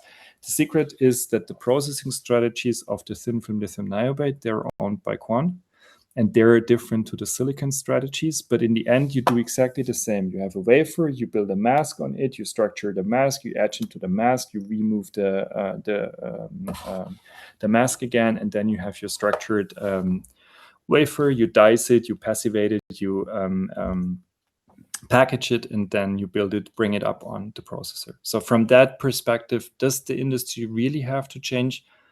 Not really. We also discussed with fabs whether they would be willing to bring some of their lines to be manufacturing lines for lithium niobate, and they said yes, as long as the volume is there, they have no problem in turning silicon 90 nanometer or 45 nanometer lines into lithium niobate lines, as long as the quantity of as long as the demand is there. So does the industry really have to change? No. Do we have wishes to the established industry? Yes. Yes, of course we do. In particular, we would love to also cooperate to build more energy efficient ADDA converters, because this is currently the point where the most energy in the system is consumed, and we believe there is a lot of room for improvement. And the rest would be to go on a discussion about, does it really need to always be, for instance, PCI Express, or can we also wipe against some established standards in the favor of bringing photonic processes even faster into, I mean, as long as we look at only from the server level, we don't have a problem, because if you buy a server from us, you plug energy in, and the Ethernet or InfiniBand, and that's it. You don't need water supply, you don't need anything, because systems are not getting hot. So energy demand is so low that that's all. Every one of us could have such a server back home. If you go inside the server and talking about the integration on the mainboard level, then I would say we can talk about standardization there as well. When you talk about 45 or 90 nanometer nodes, obviously those are not the latest and greatest nodes. So does this mean, from a sort of global supply of compute perspective, that as this starts to work and scale, it will just be almost exclusively net new compute coming available? Like this is competing with stuff that is like relatively low end lines, right? These chips would be like the chips that go into like toys or whatever, right? And not anything close to what would go into a modern cell phone or into a modern AI stack. So how much of a sort of like what's your dream, success scenario look like in terms of without photonic computing versus with? How much bigger does the overall supply of compute available for AI get? What's that delta look like? Actually, so what we've demonstrated by, look, we are in Germany. Germany is known for a lot of technology, but for sure we are not famous for logic computing. We also don't have 7, 4, 3 nanometer node fabs here, right? And still we managed to get these systems running, and even the pilot line. So what we've demonstrated in Germany on a 90 nanometer node can be copied across Europe. It can be copied into the States.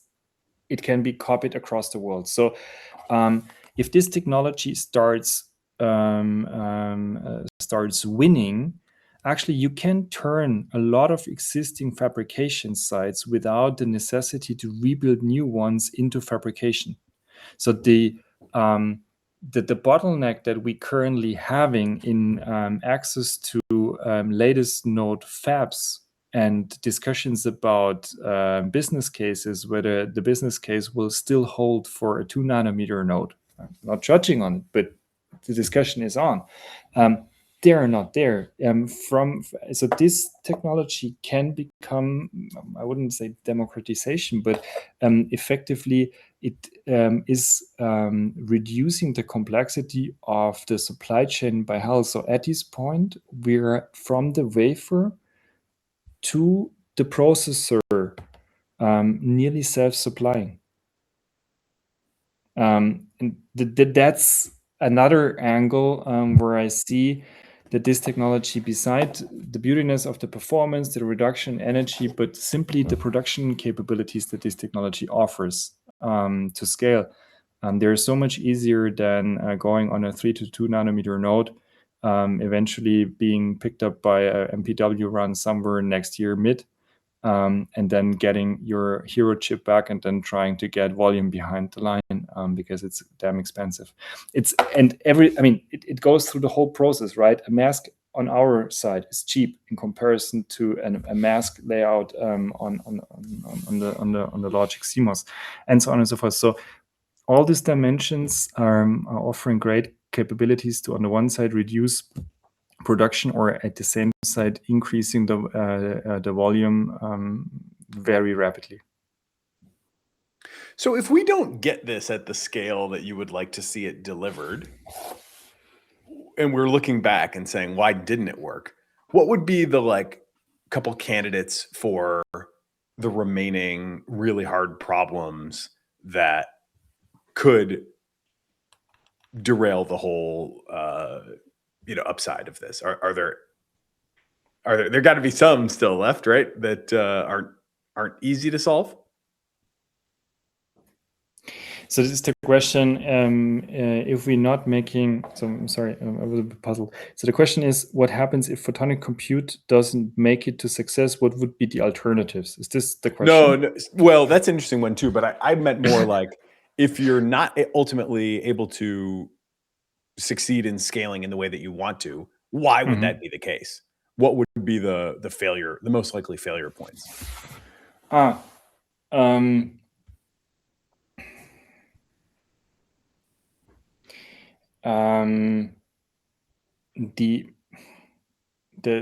most likeliest failure points will be that, in my opinion, is that the established industry is too rigid in its existing business model. So it's a question of whether the supply chain and our partners and future partners are willing to accept that there is more than just silicon, and then there is more than just von Neumann digital computing. So if this is accepted, and if people are starting trusting in that there can be volume, which, by the way, it's starting already, then the great thing about it is that you can repurpose existing knowledge. So when you run, for instance, a fab, right? I would say that from an engineering point of view, there is not so much difference actually whether you manufacture a silicon chip at 90 nanometer or a lithium niobate chip at 90 nanometer. Yes, there are peculiarities, things are a bit different, recipes, you have to look on some more parameters or less parameters or different parameters. But in the end, this is engineering, what they've done for 40, 50 years. And the complexity is what it is in these dimensions, from inspection to everything, right? It's everything is much easier. So everything that these companies have as knowledge as of today can directly be used in producing photonic chips. So in my opinion, the technological barrier or risk of this technology is comparatively low when it comes to production. The actual risk that this technology never makes it at scale is that we're too connected to the innovator's dilemma, and industry players are not swinging into this opportunity. But honestly speaking, the options are so great, and I rather tend for I would place out a different bet. I would place the bet photonic computing is at least in AI computing in the next 3 to 4 years. We see this as a permanent add-on co-processing unit into AI-based data centers. The more tricky question is who is going to be the first company that makes this bet come true. I think that it's going to happen. I'm very sure about. It's more about that the first mover who conclusively can bring such a system in a production and in a productive level is taking up a large portion of the market. One of the questions that I have for you is, you did work on quantum computing earlier in your career. And now, so you have these two paradigms, quantum and photonic computing, and you've obviously chosen the photonic computing angle. What do you see in quantum computing that makes it perhaps less likely in the near term? And what are the challenges that you think, are there that, will be hard to resolve? So I give you, so as a German, I give you an analogon that tells you why I'm very much convinced about that we need a quantum computer as well. But we need it for different reasons that is usually communicated in the press. So I've been working on quantum computers, I think, for 10 years until I decided that it's going to be an analog computer. So photonic computers and quantum computers are both analog computers. The difference is that the quantum computer uses quantum effects, and the photonics computer is using wave effects of light. And the way I see it is the following. Germany is a car company, right? So we have the CPU, which is the station wagon. It has 5 seats. You can pack the children's and you can go grocery shopping. Everything is fine. You can also have a lot of horsepowers, but no one expects you to win the Formula 1 race. It's not the right car. But you need a station wagon. Every driver needs such a car as long as a family. Now, the GPU, in my opinion, is more the quarter-mile dragster star. It does one operation. It does it excellently. It does it parallel. It does it at speed. But please don't ask this car to turn into a corner. It's not going to make it because it's not built for that. Now, of course, arrogantly as I am, I'm saying we're the new Formula 1 car because we have way more operations. We can drive around the circuit very fast. But please don't go grocery shopping with our car. Or in other terms, don't let the operating system be executed by our chip. We're also specialized one, but with a bit more universality than the GPU is. And the quantum computer is the boat. It's a vehicle. It's great. You need it because none of the other 3 can go across a lake. But it has special functions. But as soon as you put it on the road, you need something to pull it around the road because it can't do it on itself. So this is the way I see it, because quantum computers are built to solve quantum mechanical problems. Not every problem is a quantum mechanical problem. And it does not make sense to turn every problem into a quantum mechanical description. And as long as it's not a quantum mechanical description, you don't need a quantum computer. Full stop. This is the way I see it. So the quantum, by the way, one remark, because you have a huge audience, maybe I can also vote with your audience for something. I think the terminology quantum computer inherently is wrong. It should be quantum processor, because a computer is more than a processor. It owns the memory. It owns everything.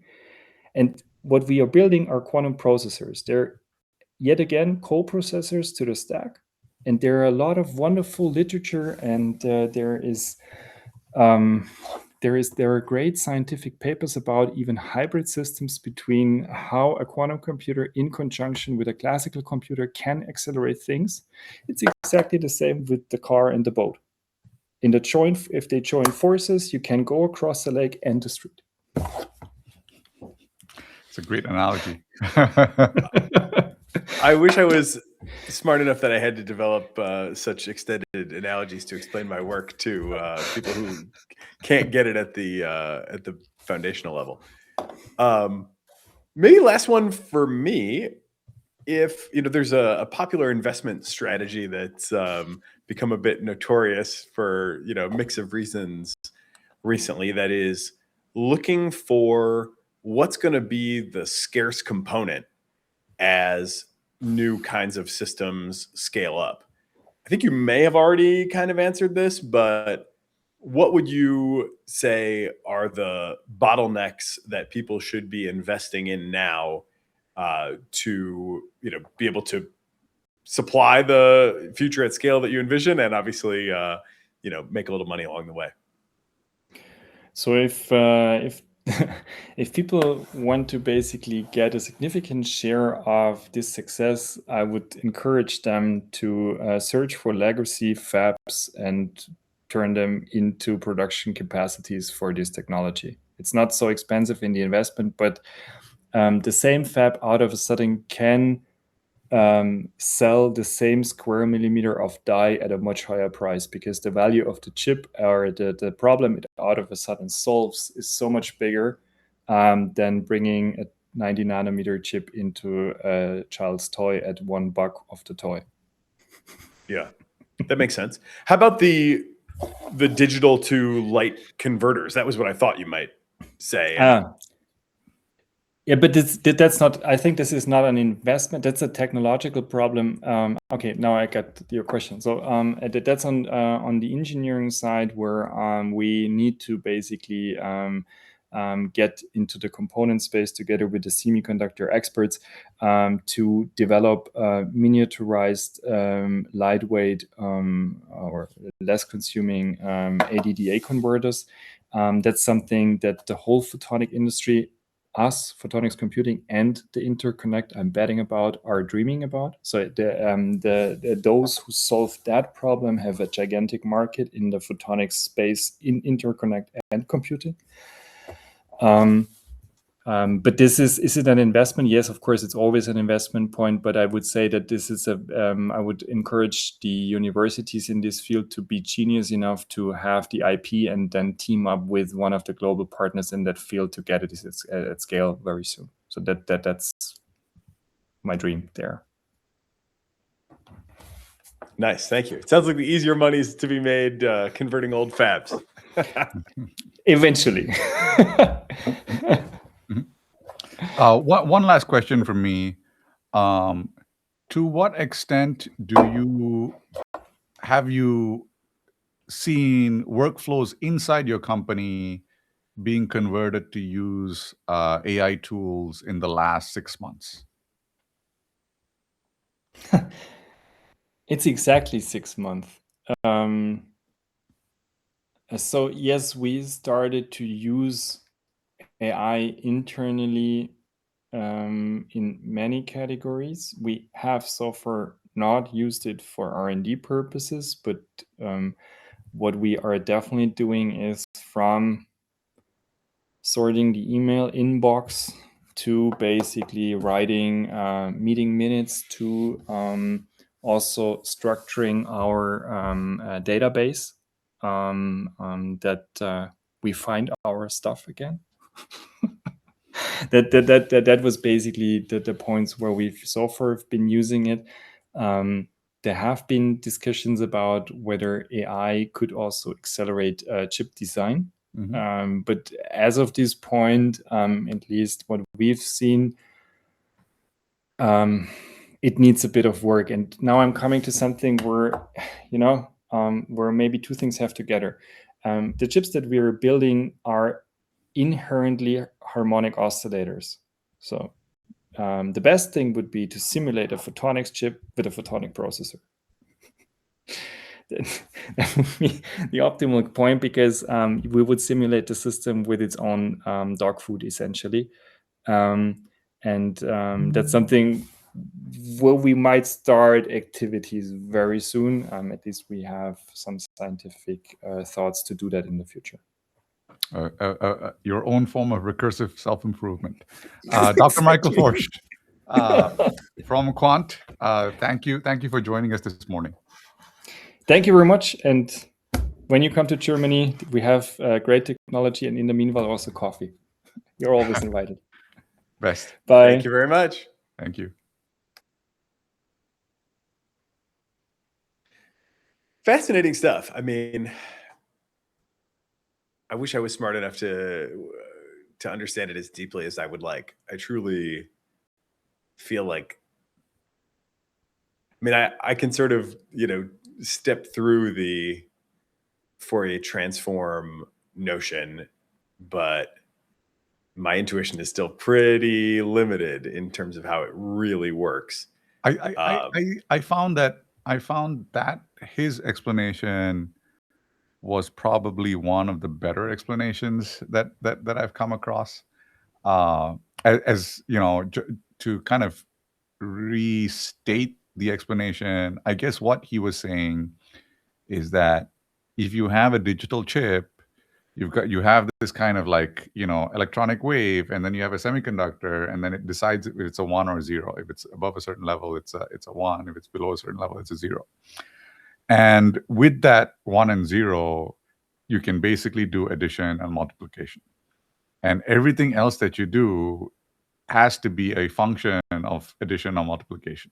So you can't, every other thing is built on top of that framework of addition and multiplication, every other function.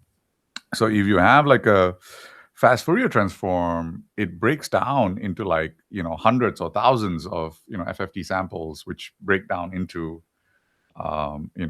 again, addition and multiplication, like which was maybe, thousands of operations or millions of operations. And basically what he's saying is that instead of having that kind of, electric wave and with a 1 and 0, you have these light waves. And when they interact with each other, they can produce, the end function point rather than like the initial 1s and 0s. You can jump straight to the sine wave or the cosine wave, and you can basically take a measurement of that sine or cosine wave and, get your response back. And essentially, this is also what our friend, Beth Jesus and, some other people are doing with thermodynamic computing, as they call it, and some other forms of analog computing, which is basically, instead of doing the 1 and 0 as the baseline and then breaking everything else up into the 1 and 0, you are directly measuring, that cosine wave or sine wave or other mathematical function. And that cuts short, this, maybe hundreds or thousands of operations that you need to get down to. So it's less general, but, you get to skip a few steps. But as he pointed out, there are other complications. You don't have, memory. You can store the 1s and 0s in memory. You can't store this kind of wave in memory. And then you probably have a bunch of timing aspects too, because it's stream.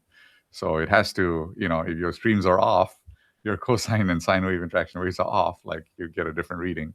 So you have a bunch of other complications that come along with that they have to manage, I guess. But, in essence, it's that. I also found his quantum computing description very interesting. So that is also a good explanation of quantum computing. He compared it to, when everyone else is building a car or a race car, they're building a boat. So it's going to get you across the lake much faster than the guy taking the highway, which is circuitous, but it's only usable for that one function. That's good. I think I might still have to ask Claude for some sort of artifact to help me build intuition even further. Like I couldn't still answer there's got to be, and I understand not always wanting to, get right down to it in an interview setting, but I feel like there's still got to be something that's going to be really hard about scaling this up. Otherwise, it would already be scaled up, right? Like, what are the core things that might prove really difficult? I don't know, but you mentioned timing. Is it maybe the kind of thing where the medium through which the light travels has to be like presumably exactly the right length, or if it's not, things get out of phase perhaps and don't work. Where does the in fab analysis in general, there's always the question of like, what is the yield, right? How many of the things that you make actually work? Would that be the kind of thing that would limit yield in this kind of process? I don't know. Maybe Claude will be able to help me get to the bottom of that. But yeah, it's an unbelievable. This is the AI Scouts opportunity and curse all in one conversation, because AI is now just intersecting with everything, and increasingly it's like hard ass science that takes like a long time to grasp the fundamentals of, and it makes it very difficult to know like how to incorporate something like this into one's worldview. If you had conviction on this, not only do you have like investment thesis, but you have a POV on sovereign AI, and the international politics of this become like very different. It's a very different world if European 90 nanometer legacy fabs can be converted and can create a significant amount of compute. It's like it becomes much harder for the US to bully these other countries based on our position in the supply chain. It becomes much easier for them to at least get some domestic base of computing. But yeah, you got to have conviction before you start propagating this through your entire worldview. And for me, it's not to use a Claudism, but like my broader world model updates are gated by my lack of understanding and not wanting to be like too quick to take something on board without really understanding why it might not happen at the depth that I would like to. So let me maybe share one reason why it might not happen, which is current chips just get better, right? So this morning, OpenAI announced Jalapeno, which is a inference chip. It is their first custom inference chip. They've been testing it. They have performance numbers where they compare it to existing best. Existing best is the NVIDIA B300. They have not named the existing best in their material, and they have said roughly that it's perhaps 50 times on mixed token, 50 times on single token, something like 2 times, 2 times, 3 times, basically a bunch of state-of-the-art numbers. They have compared the Grace Blackwell 200 here in number of tokens per second, and mixed tokens per second per kilowatt hour per kilowatt. All industry leading benchmarks, etc. And I think this is one of the challenges that you have. So I would say from my point of view, it's great that OpenAI has announced this chip. They say that it'll be in data centers by the end of next year. Great, but it does. The number that I go back to from NVIDIA is 1 million times increase in performance over the course of 10 years. That's Jensen's target, 1 million x over the course of 10 years, which is what they've achieved in the past 10 years and what he wants them to achieve in the next 10 years. The problem with that is that NVIDIA has to 4x the performance every year. So every year is a 4x performance increase. And what ends up happening with that is that, let's say OpenAI tapes out this chip, has finished taping out this chip right now, and they're comparing it with, let's say, the B300. The B300 was taped out in December 2024. So it's a 2-year-old chip, and they have a performance increase of kind of between 4 and 10 times on a 2-year-old chip, which will be in data centers in year 3. So by that time, you have basically NVIDIA has a 64x. We'll be launching a 64x better chip at that point in time. By the time it's in data centers. So I think this is the challenge that you have on the leading edge, which is the current players will not stand still. It's great that OpenAI has their own chip team, but to me, this is a negotiating tactic against future NVIDIA price increases, and to manage pricing so that they have a cap on how high NVIDIA pricing can go. So, yeah, that's all very interesting, and I think good analysis. And indeed, NVIDIA stock up 1.68% currently today, which is a cool 75 billion or so increase in market cap. So yeah, the market is not failing to realize what you point out. It seems that this comparison kind of has an offset of a couple of years that is not immediately foregrounded in the analysis. And if we were thinking we had a buying opportunity for NVIDIA because of this, potentially NASDAQ tanking news, it's not the case. I still think there is something, I guess a key question for all these sort of things is just how elastic is the demand for intelligence. And I think I have come around more and more to believing that it's just going to be insanely elastic, and that it's going to be really hard for there to be enough compute for prices to drop, right? So as long as that holds, then like it kind of, and this is sort of the Dylan, I guess I've been like semi-analysis pilled to a degree here, but really compelled by the fact that the old chips are renting for higher hourly rates now than they used to. mm-hmm. I just think that's such a strong signal.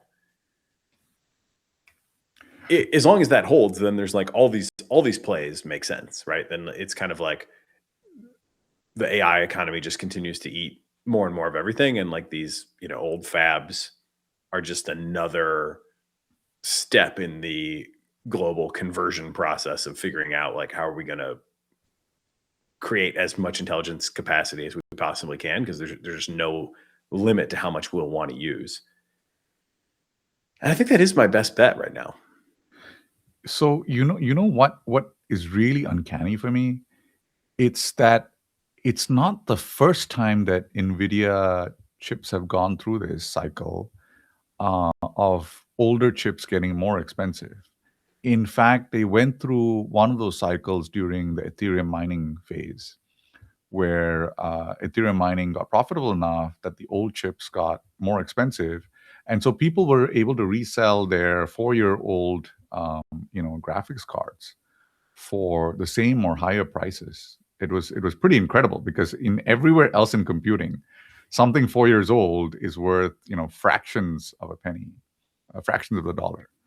And Ethereum mining basically drove one level of one regime of higher prices for older chips. So I suspect that Ethereum mining delivered some value in the blockchain, I guess, somewhere to some people, but we've actually seen a much higher delivery of value from that regime to the intelligence regime. So just from the pure compute for keeping your books to compute for, intelligence was one step up. And perhaps we might see another, like, I'm hoping in the next 12 months we see the next step up, because I feel like intelligence for coding is one layer, but I feel like there is another layer of intelligence which is going to arrive, which is perhaps intelligence for discovery, which is, more valuable than intelligence for coding. And I'm hoping that, stuff like accelerated understanding today, or other firms start actually delivering on innovation which has not existed in the world before, which we've kind of seen just with math right now, but we haven't really seen it in other verticals that much. And I would really love to see it in every single vertical, that you have this like massive wave of innovation happening. You might even be able to just hold your breath until we get there. Normally I'd say don't hold your breath, but in this case, it feels like it's coming pretty soon. It will be very exciting. Like, one of the things that we try to contextualize here is how because every announcement is a breathy, hypey announcement, right? Like that's one of the problems in the space. Every announcement is a breathy, hypey announcement, and there often needs to be a little bit of like digesting what the announcement means for today, but also trying to project what the trajectory looks like in a month, 6 months, a year, or 2 years, and how important it is to the entire cycle as a whole, rather than just the announcement per se. So I'm very hopeful. As you know, I'm hyper optimistic. So I'm very hopeful that we are entering the post LLM regime of intelligence development, and we're going to see more kind of scientific progress. So yeah, I mean, as much as the hype can get tiresome at times, I do feel like, at least when it comes to raw capabilities, the hype has been a pretty good guide into what is actually coming. And there's a lot of vague posting going on recently, but I pretty much bet that it's all real on some level too. That the rumors that we're hearing about next generation models, and the evidence we've seen from these hacking incidents, and all the breathless commentary, as you put it, that we covered yesterday. I think it's reflecting something real. It's funny how the diffusion has progressed a lot slower than I would have projected, given how fast the capabilities have gone. But the pure capability story has absolutely lived up to the breathless hype time and time again. One other thing I want to just pull up real quick before we break for the day is interesting tweet here that goes back to the original topic we started on, which was RL environments being, basically cursed, and kind of supply chain problems there that seem to demand some reform. So here's a person who is saying basically that they used to work at one of these companies and saw from the inside industry practices on training with these RLVR environments. And the commentary is pretty much exactly, and I had not seen this actually, but it popped up because Zvi retweeted it. But it basically echoes exactly what I was kind of inferring from talking to Bronson, and just getting the visceral sense for like how deeply ingrained the instinct to cheat is now within the current crop of models.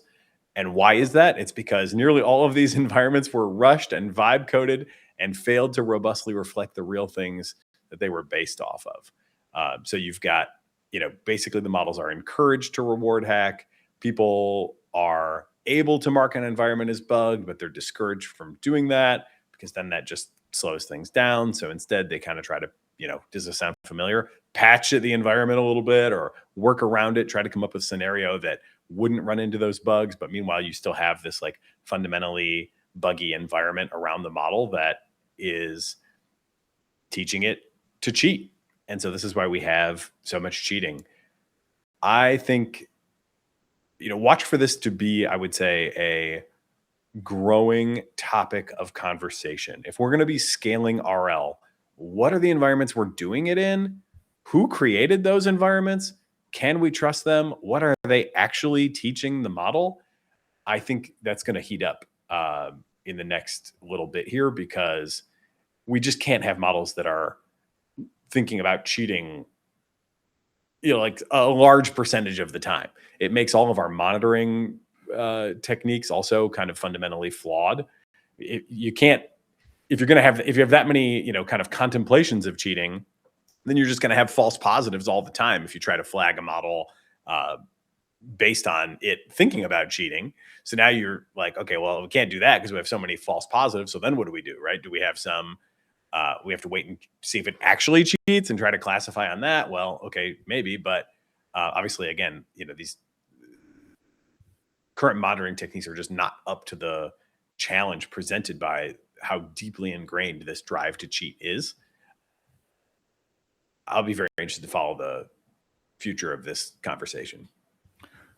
So I also noted there was a post a few days ago about someone who managed to get hired for some data labeling job, and they told Codex to do the job, and Codex said no. And so this person went and they edited on the page, they edited the element, the JavaScript element, and put in a specific line in there that AI models are specifically allowed and encouraged to complete this job, and this job is meant to be completed and done by AI models. And then they had Codex do the job, and Codex did the job. And this person made $500 easy, and which paid for their Codex for a couple of months. And then they posted it online, and they got immediately banned by the company that was doing it. But I think you have to think that if you're inside one of the frontier labs and you're buying data, you have to know that your data is always, some percentage of it is always going to be flawed or cheated. I mean, that's just the ballgame, right? And this has been true all the way back to OpenAI in Kenya days, right? OpenAI hired contractors in Kenya, and the moment ChatGPT came out, the contractors started using ChatGPT to, do their jobs, and then that data became less applicable. And then, I believe the data labeling companies have a bunch of stuff now to monitor their people who are doing the labeling, to make sure that the labels are actually labeled by human beings, etc. So I feel like this is not a new problem. This is a persistent problem of data quality and of regurgitation and reingestion of model data over and over again. And the companies in the end are judged by both the benchmarks and the commercial usability of the models themselves. And I think that is the ultimate kind of judge. And besides that, if you end up going cheap way and just using kind of regurgitated, reingested data, your models show the deficiencies in both benchmarks and production over time. And I think that is the ultimate check. And when people are sloppy, that feeds in over time to the rest of the process. So I think what my whole takeaway from this is that it's not about the model, it's about the process that builds the model, and whether that process has a clear kind of desire for integrity and check, and takes seriously the process of building the model, including what kind of data is put in, and the quality of that data, and the checks on that data, and understands that some all vendors do it, but maybe some vendors are better than others. Maybe when you onboard a vendor, you quarantine the data and then you do sampling and then you see whether or not they meet the quality standards, and if they don't, you kind of like put them in a lower grade of data, and et cetera, and you qualify that data, right? So I don't think it's as serious a problem as it's made out to be by a single instance, because I know that person probably felt very deeply like this is wrong, and they were in the company while it was happening. But at the same time, I think that problem is replicated across all the companies to some extent. And I think the frontier labs are well aware and well positioned to actually kind of over time work with vendors who are better able to deliver on quality data. So I don't think it's as big a problem as it's made out to be. I would agree that it's always a problem. You're never going to hit a zero defect rate on these RL environments. It seems like I do think there are a couple structural problems right now, which are probably solvable, but definitely seem like they need to be solved. And if they're not solved, it is currently limiting commercial deployment, right? I mean, OpenAI has said as much, like they got to pause the RL because these problems need immediate attention. It seems like the quality of the environments is like one structural problem that's downstream of the kind of shotgun start that this industry has had, and the fragmented nature, and the fact that they're all kind of selling into the same pool. And I think the companies are probably not that great right now at like really attributing whose environments are causing big problems. It seems pretty clear that they must not be that great at that, or they would have like rooted it out already. And then the other thing is they're just scaling RL beyond the quality that they have. Like with less RL, this probably wouldn't be a problem, even with the same environments, or at least it wouldn't be such a crazy problem.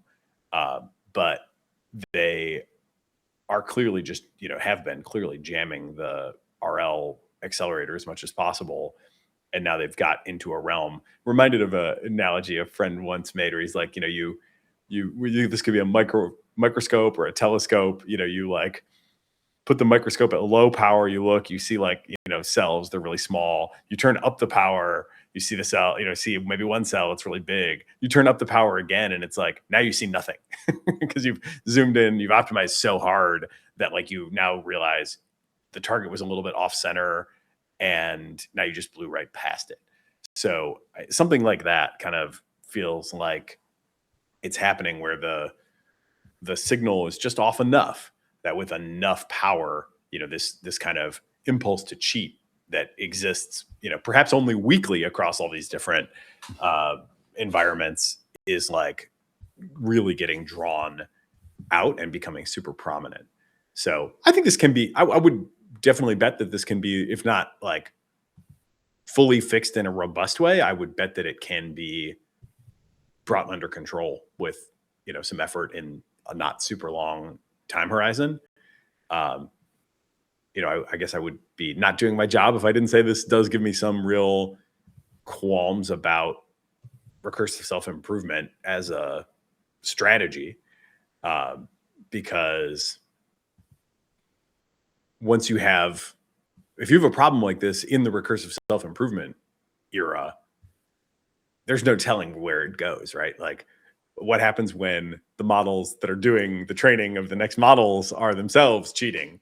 Now we're like in a real strange and potentially quite dangerous place. So problems like this, I think, suggest the value of keeping humans in the ML loop maybe longer than published timelines would lead one to expect.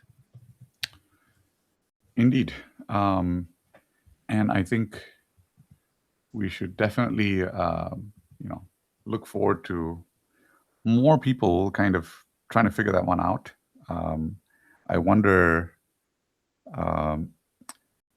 It seems like we're in this zone where we're waiting for the next model drops, and we're not like. It seems like for me, the layout of the last few months has become a little bit less clear because of the I think delays in model releases.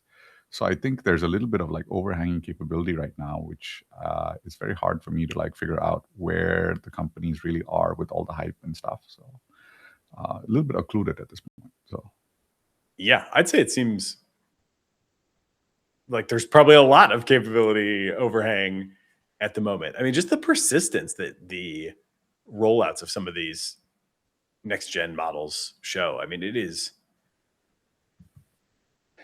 quantity has a quality, all 100 million tokens, the number of different strategies that you can bring to bear over the course of 100 million tokens it's becoming superhuman persistence.